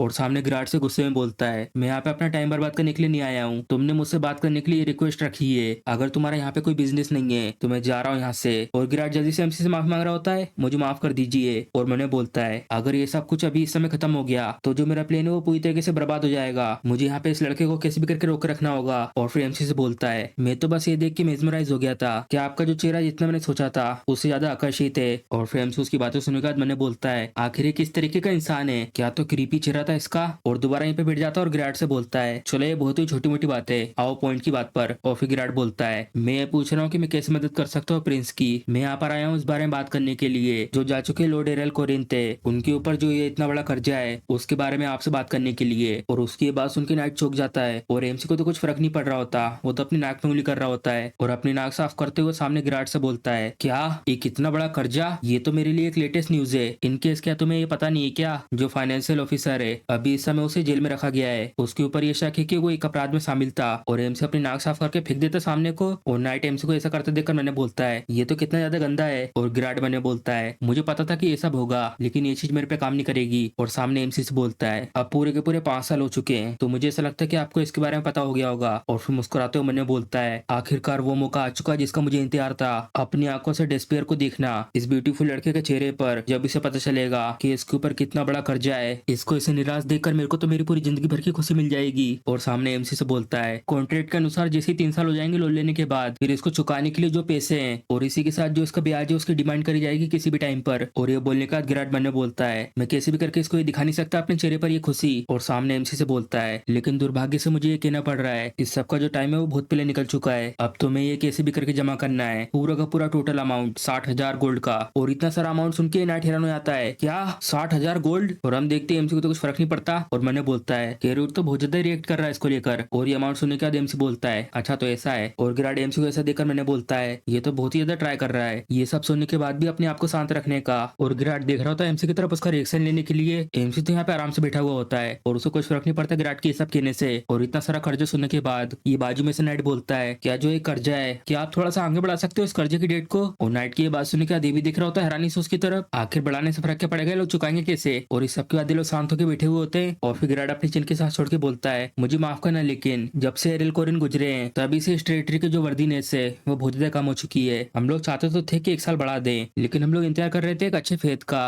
अब टाइम आ चुका है प्राइस का, केलेक्स तुम्हें भरना है अब इस सब कर्जे को। और ये सब सुन के नाइट हैरान हो जाता है और मैंने बोलता है, आखिर मैं क्या करूं। और फिर एमसी गिराड को देखकर मैंने बोलता है, ये ऐसा प्रिटेंड कर रहा है कि बहुत ज्यादा दयालु है और इसी के साथ में कह रहा है कि यहाँ पे कोई और रास्ता नहीं है डेडलाइन को आगे बढ़ाने का, सिर्फ 2 हफ्ते बचे कर्जा चुकाने के लिए। और एमसी खड़े होकर बोलता है, तुम्हें ये पता नहीं होगा लेकिन जो रेवेन्यू है इस टेरिटरी का वो बढ़ चुका है 6,000 गोल्ड से। ढूंढना किसी ऐसे को जो हमें दे सके 60,000 गोल्ड, इसमें कोई प्रॉब्लम नहीं है, तो चिंता मत करो तुम इस सब को लेकर। और ये सब सुनकर करोड़ मैंने बोलता है, क्या ऐसा सच है। और गिराड बोलता है एमसी से, ओ ये तो कहने वाली बात है। और मैंने बोलता है, या तो भोला भला लड़का है। और एमसी से बोलता है, तो ऐसा लगता है आपको चिंता करने की जरूरत नहीं है अब। और फिर मैंने बोलता है, 60,000 गोल्ड कोई ऐसी रकम नहीं है जिसको कोई ऐसी आसानी से दे दे बिना कोई कनेक्शन के। और फिर एमसी से बोलता है, मैं जल्दी वापस आऊंगा लोन के एग्रीमेंट को लेकर इस सेकंड टेरिटरी को सील करने के लिए। और एमसी को देखकर मैंने बोलता है, ऐसा हो नहीं सकता कि कोई ऐसे लड़के को 60,000 गोल्ड देगा, ये सेकंड टेरिटरी तो अब ऑलमोस्ट मेरी हो चुकी है, तो चलिए ठीक है मैं चलता हूँ। और फिर एमसी को देखकर मैंने बोलता है, मैं जल्दी देखूंगा इस नोबल के लड़के को मेरे जैसे एक लोली मर्चेंट के सामने घुटनों के बल दया की भीख मांगते हुए, और इसके पास तो एक अच्छा चेहरा भी है, तो मैं इसे बेच दूंगा एक स्लेव मार्केट में। नहीं, इससे पहले मैं थोड़ा सा एंजॉय करूंगा इसके साथ। और यहाँ से जा रहा होता है, आपका बहुत बहुत शुक्रिया मेरे लॉर्ड, गुड लक आपको। और चला जाता है गेट बंद करके। और एमसी देख रहा होता है उसे जाते हुए। और यहाँ पर एक गिरोड पूरा कैलकुलेट कर रहा होता है, इतने सारे पैसे आखिर चुकने में कितने साल लगेंगे। कहेंगे 60,000 गोल्ड कॉइन भरने हैं। मेरी पेमेंट है कि 2 सिल्वर कॉइन। चलो देखते हैं, अगर मैं 2 सिल्वर कॉइन भरता हूँ तो मैं आखिर कितने भर पाऊंगा। और फिर ऐसे चेक कर रहा होता है और कंफ्यूज हो जाता है और फिर एमसी इसको रोक रहा होता है, ऐसे कैलकुलेट करना बंद कर दो, तुम मेरा ध्यान भटका रहे हो। और गिरोट जल्दी से आता रोते हुए एमसी के पास और बोलता है, आखिरकार आप कैसे अभी भी ऐसे शांत रह सकते हो, ये टेरिटरी हमारे हाथों से कभी भी जा सकती है। और फिर एमसी मैंने बोलता है, गिड्रस ने कहा था जो इसका सीक्रेट वोल्ट है वो गोड्रा हाईलैंड्स में है, और मैप में देखने से ऐसा लग रहा है कि जहाँ पर ये खंडर है उसी जगह पर इसका ये बोल्ट है। इस एलियन कंटिनेंट में जो केसल के बाहर का एरिया है वो कोई ऐसी जगह नहीं है जहाँ पर तुम ऐसे कैजुअल तरीके से जा सको। और यहाँ तक कि जो गोड्रा हाईलैंड्स है वो तो और ज्यादा खतरनाक एरिया है, उस जगह पर बहुत सारे खतरनाक मॉन्स्टर्स होंगे जिनसे मैं आमतौर पर बचने की कोशिश करता हूँ। और इस सब के बाद हमारा सीन इस जगह पर शिफ्ट होता है और एमसी जा रहा होता है यहाँ से किसी जगह पर, और पीछे से गेरेट बोलता है, प्रिंस आखिरकार आप जाकर आए हो। और एमसी मुस्कुराते हुए मैंने बोलता है, मुझे किसी ऐसे की जरूरत है जिसको अच्छे से नॉलेज हो गोड्रा हाईलैंड के बारे में, और शायद इस सब के लिए वो असिस्टेंट काम आ सकती है। और ये जेलर देखता उसको आते हुए, क्या कहीं ये प्रिंस एलेक्स तो नहीं है क्या, तो डरावना फेस है इनका। और जल्दी से झुके बोलता है, आपका दिन अच्छे से जाए सर। और फिर एमसी बोलता है, तुम तो बहुत ज्यादा मेहनत कर रहे हो, मेरा कुछ बिजनेस है प्रिजनर के साथ और मैं अंदर यहाँ कैरोट के साथ जा रहा हूँ, तो बिल्कुल भी चिंता मत करना। और कैरोट बोलता है, ये जो रूम है वो पहले गिड्रस का हुआ करता था। और एमसी अंदर आके बोलता है, यहाँ तो चीजें बहुत अच्छे से जमी हुई है और यहाँ तो बहुत गर्माहट सी है। और बाजू में से एक जन आके बोलता है, ये सब कुछ मैंने करा है। और एमसी देखता है उसकी तरफ और हम देखती होती लाइला, और एमसी से बोलती है, उस मनुष्य के पास महंगी चीजें छोड़ के यहाँ पे कुछ भी नहीं था। और फिर एमसी लाइला को देखकर बोलता है, तुम तो पहले से बहुत ठीक लग रही हो। और फिर लाइला बोलती है, ओ यहाँ पर तो मैं ठीक हूँ जैसे कि तुम देख सकते हो। और लाइला की बात सुनकर कैरेट गुस्से में बोलता है, ठीक से बात करो तुम बदतमीज लड़की। और लाइला देख रही होती है एमसी की तरफ घूरते हुए और एमसी भी देख रहा होता है उसकी तरफ। और लाइला बोलती है, तुमने मुझे धोखा दिया। और याद कर रही होती पहले की बात जब एमसी ने लाइला को बकरी के सड़े हुए दूध का दही पिलाया था, ये कहकर कि एक पॉइजन है और इसको ठीक करने का फॉर्मूला सिर्फ इसके दिमाग में है। और यहाँ पर एमसी लाइला से बोलता है, जितना मैंने सोचा था तुम्हें तो उससे जल्दी पता चल गया। और फिर लाइला बोलती है एमसी से, तो इसका मतलब तुम इतना दूर यहाँ मेरे पास तक आए हो, क्या तुम्हें कुछ चाहिए मुझसे?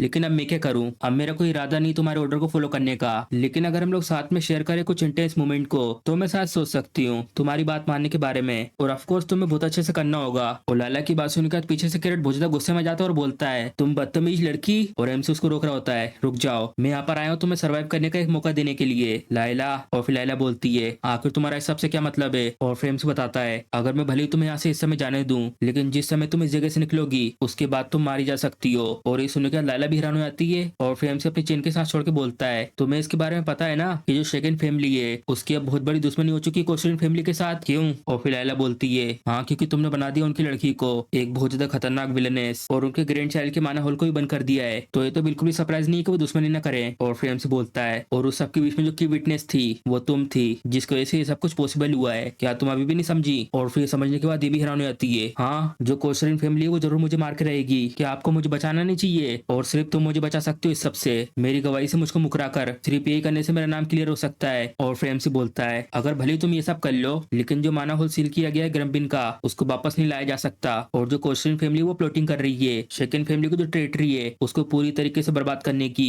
और नोबल्स ऐसे लोग होते हैं जो बर्दाश्त नहीं करते उन लोगों को जो उनके प्लेन के बीच में आते हैं, और स्पेशली वो लोग जो उनसे नीचे के लोग हैं। और फिर लाइला मैंने बोलती है, मैंने देखा है नोबल्स की सर्विस में बहुत सारे लोगों को कुत्तों की तरह मरते हुए, लेकिन ऐसा मैंने कभी नहीं सोचा था कि ऐसा मेरे साथ भी हो सकता है। आखिर क्यों, आखिर मैं ही क्यों? और लाइला को बहुत तेज गुस्सा आ रहा होता है और बाजू में से एक चीज उठाती है और पीछे से कैरेट देख लेता है उसको ये सब करते हुए। और फिर लाइला कूद के आती है एमसी के सामने उसको पर हमला करने के लिए और बहुत ही स्पीड में अपने हाथ को लेके आती है इसके नुकीले साइड से, और वो हमला आ रहा होता है एमसी के पास। और एमसी भी इसको देखकर हैरान हो जाता है और तभी बाजू में से एक लात आती है और पड़ती है लाइला को और वो पीछे जाके गिरती है सबकी वजह से। और कैरेट ने सामने आके बचा लिया होता है एमसी को और लाइला से चिल्लाते हुए बोलता है, तुम गंदी असेसन कहीं की, तुम्हारी हिम्मत कैसी हुई लॉर्ड के ऊपर अटैक करने की? और हम देखते हैं लाइला को जिसको बहुत तेज गुस्सा आ रहा होता है और गुस्से के कारण अपने दांत मसल रही होती है। और फिर एमसी कैरेट से बोलता है, मैं अप्रिशिएट करता हूँ तुम्हारी प्रोटेक्शन को, लेकिन लाइला को कम मत समझो क्योंकि इसी की मदद की वजह से मैं लॉर्ड बना हूँ। और फिर कैरेट माफ मांग रहा होता है, मुझे माफ कर दीजिए माय लॉर्ड। और फिर एमसी बोलता है, चिंता मत करो इस सब के बारे में। और फिर एमसी बोलता है, लोग उन लोगों से ज्यादा नफरत करते हैं जो उनकी आंखों को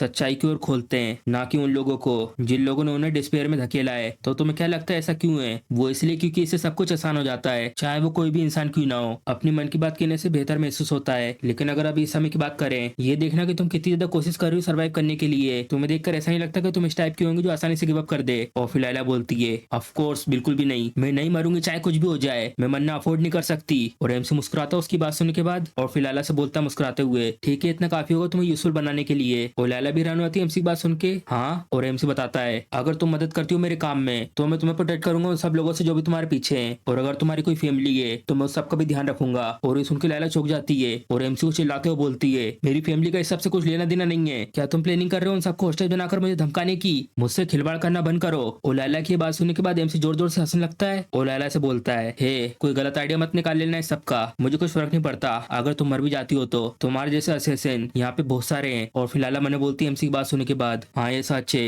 एक ग्रेट नोबल बिल्कुल काउंट की तरह। मैं तो ऐसे लोगों के सामने डिस्पोजेबल टूल के अलावा कुछ भी नहीं हूँ। और फिर लैला एमसी से बोलती है, अगर यहाँ पर है इतने सारे असेसिन तो जाके उन लोगों को क्यों ढूंढते हो? तुम यहाँ पे मेरे पास क्यों आए हो? तुम्हारे पास जरूर कोई ना कोई रीजन होगा इतनी सारी दिक्कतें उठाने के बाद यहाँ मेरे पास आकर मुझे मनाने का। और फिर एमसी लैला से बोलता है, एक रीजन तो टाइम बचाना किसी दूसरे को ढूंढने से अच्छा, और इसके अलावा जो दूसरा है, क्या तुम्हें याद है जो मैंने तुम्हें कहा था? और फिर लैला बोलती है, आखिर क्या कहा था? और फिर एमसी बोलता है, लेकिन इस सबसे पहले मैं तुम्हें 1 मिनट देता हूँ, अगर तुम इतने टाइम के अंदर अंदर मेरे साथ काम करने के लिए एग्री नहीं करती हो तो मैं तुम्हें वो आजादी दे दूंगा जो तुम इतने डेस्परेटली ढूंढ रही हो। और फिर लैला मैंने बोलती है, यहाँ पर मेरे पास कोई और रास्ता नहीं है, अगर मैं इसके बारे में सोचूं तो ये तो ऑब्वियस है, ये ठीक कह रहा है, मुझे ऑर्गेनाइजेशन में लगातार ये ऑर्डर दिए जाते हैं, लगातार किसी का पीछा करते रहना है और एलिमिनेट करना है ट्रेटर्स को, भले अगर मुझे सेल्फिश कहें, लेकिन मेरे पास कोई और रास्ता नहीं ये सब करने के अलावा। मुझे भले पसंद ना हो ये बदमाश बच्चा जो सिर्फ दिखने में अच्छा है, लेकिन मेरे पास कोई और रास्ता नहीं है, और वैसे भी मेरे पास एक रिस्पॉन्सिबिलिटी है, चाहे कुछ भी हो जाए मुझे सर्वाइव करना है। और सामने एमसी से बोलती है, ठीक है मैं समझ गई, जो शेकन फैमिली और क्वेश्चन फैमिली है अब दोनों के बीच में अब दुश्मनी हो चुकी है, तो अब इसको बिल्कुल भी पहले जैसा नहीं कर सकते, जल्दी इन दोनों फैमिली में से कोई एक नया गायब हो जाएगी और मुझे फायदा तब होगा जब जो क्वेश्चन फैमिली है वो गायब हो। और फिर एमसी लाला की बात सुनने के बाद मुस्कुराते हुए बोलता है, आखिरकार अब तुम सीधा सोचने लगी हो। और एमसी की बात सुनकर लाला को भी कुछ समझ में नहीं आ रहा होता, लेकिन इसके रिटर्न में तो मुझे सबॉर्डिनेट के रूप में ट्रीट मत करना, बल्कि एक मशीनरी के रूप में जो एक दूसरे के फायदे के लिए साथ में आए हैं, और मैं ये बिल्कुल भी बर्दाश्त नहीं करूंगी अगर तुम मुझे मिशन को छोड़कर लगातार इधर उधर ऑर्डर देते रहे। तो एमसी हैरान होकर बोलता है, क्या तो अच्छी और बुरी बात है। और पीछे कैरेट को बहुत ज्यादा गुस्सा आ रहा होता है और कैरेट गुस्से में चिल्लाते हुए बोलता है, आखिर तुम्हारी हिम्मत कैसी हुई यंग लॉर्ड से इस तरीके से बात करने की? अपना मुंह संभाल के बात करो तुम बदतमीज लड़की।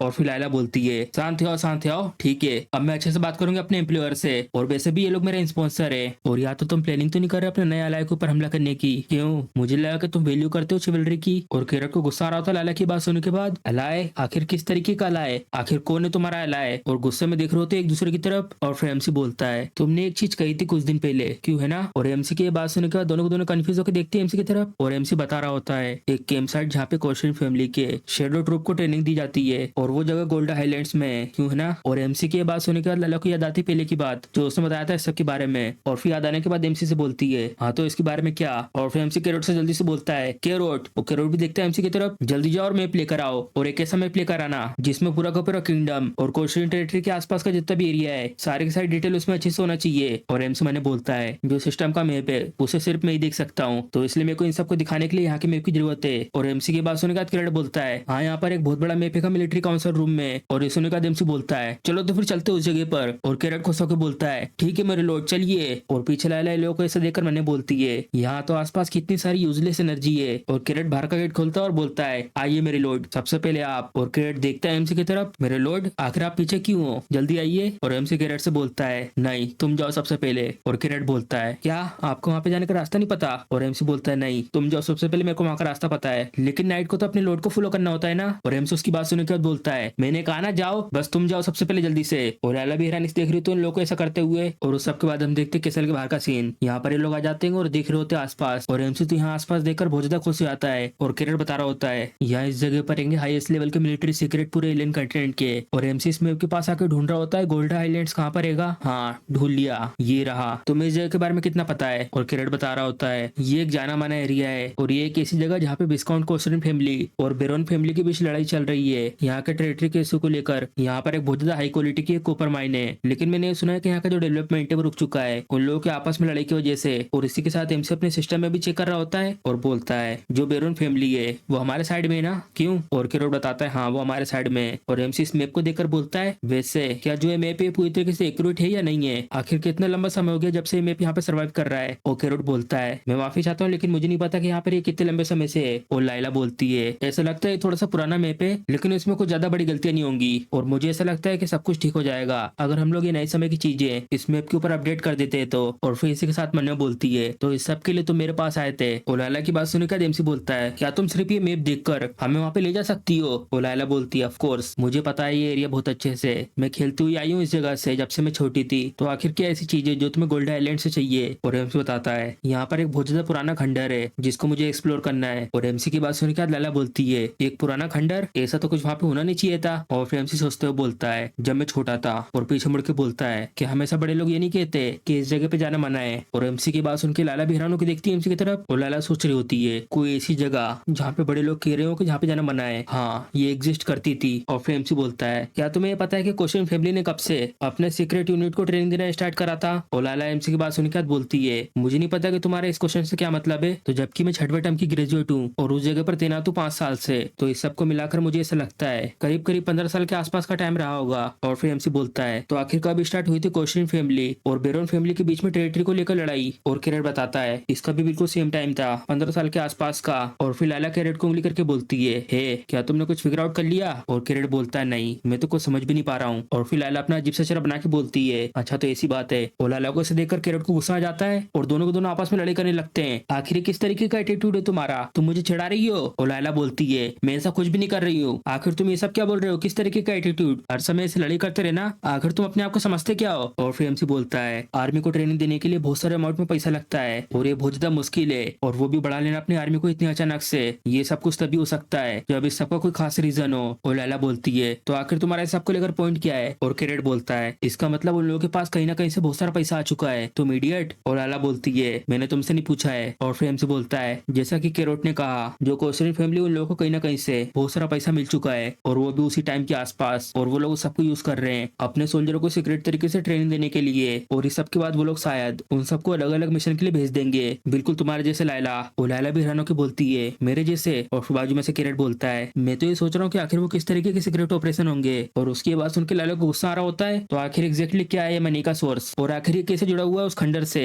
जिसके बारे में तुम बात कर रहे थे? और एमसी बताता है पहला जो कॉपर माइन है वो ज्यादातर मिलती है सिल्वर माइन के आसपास, तो इसीलिए कॉमन है कॉपर के अंदर सिल्वर का पाया जाना। और फिर कैरोट बोलता है तो आपका कहने का मतलब ये है कि क्वेश्चन फैमिली सीक्रेट तरीके से सिल्वर की माइनिंग कर रही है, ये एक बहुत ज्यादा सीरियस क्राइम है। और फिर एमसी बोलता है हाँ लेकिन इसके बारे में थोड़ा सा सोचो, ऐसा इमेजिन करो कि तुम अपने एरिया में मिली ऐसे सिल्वर से भरी हुई गुफा, लेकिन जो गोल्ड और सिल्वर की माइन है चाहे वो किसी भी जगह पे क्यों ना मिली हो वो हमेशा मानी जाती रॉयल फैमिली की। क्या तुम्हें ऐसा लगता है कि कोई भी नोबल ऐसी माइन मिलने के बाद इस सब की रिपोर्ट करेगा? और फिर कैरेट बोलता है तो आखिर जो खंडर है उसके बारे में क्या? और फिर एमसी बोलता है मुझे पता है कि उस जगह पर किस तरीके के खंडर है, ये सब परफेक्ट जगह होती चीजों को छुपाने के लिए। और फिर मैंने बोलता है वेल तुम्हें यह बिल्कुल भी भरोसा नहीं होगा, लेकिन मैं कभी भी अपने इस स्टेट से बाहर नहीं गया हूँ। और फिर लाला बोलती है तो आखिर इस सब का हमसे क्या लेना देना है, कहीं तुम प्लानिंग तो नहीं कर रहे वॉर स्टार्ट करने की जिससे कि सारी की सारी फंडिंग को तुम सीज कर सको? मुझे नहीं लगता कि सेकंड टेरिटरी के पास वॉर करने के लिए कुछ भी सामान है। और ये सुनने के बाद कैरेट निराश होकर मैंने बोलता है हाँ ये बहुत ज्यादा फ्रस्ट्रेटिंग है, लेकिन जो भी ये कह रही है वो सबका सब सच है। और लाला कहती है और इसके अलावा जो सिल्वर माइन है जिसके बारे में रिपोर्ट नहीं करी गई है वो तो इलीगल है, अगर भले ही हम लोग उसे वॉर करके अपनी तरफ कर ले, लेकिन अगर ये सब रॉयल फैमिली को पता चला तो ये सब कुछ खत्म हो जाएगा। तो क्या कहना है इसके बारे में, हम लोग सबसे पहले रिपोर्ट करते हैं इसको।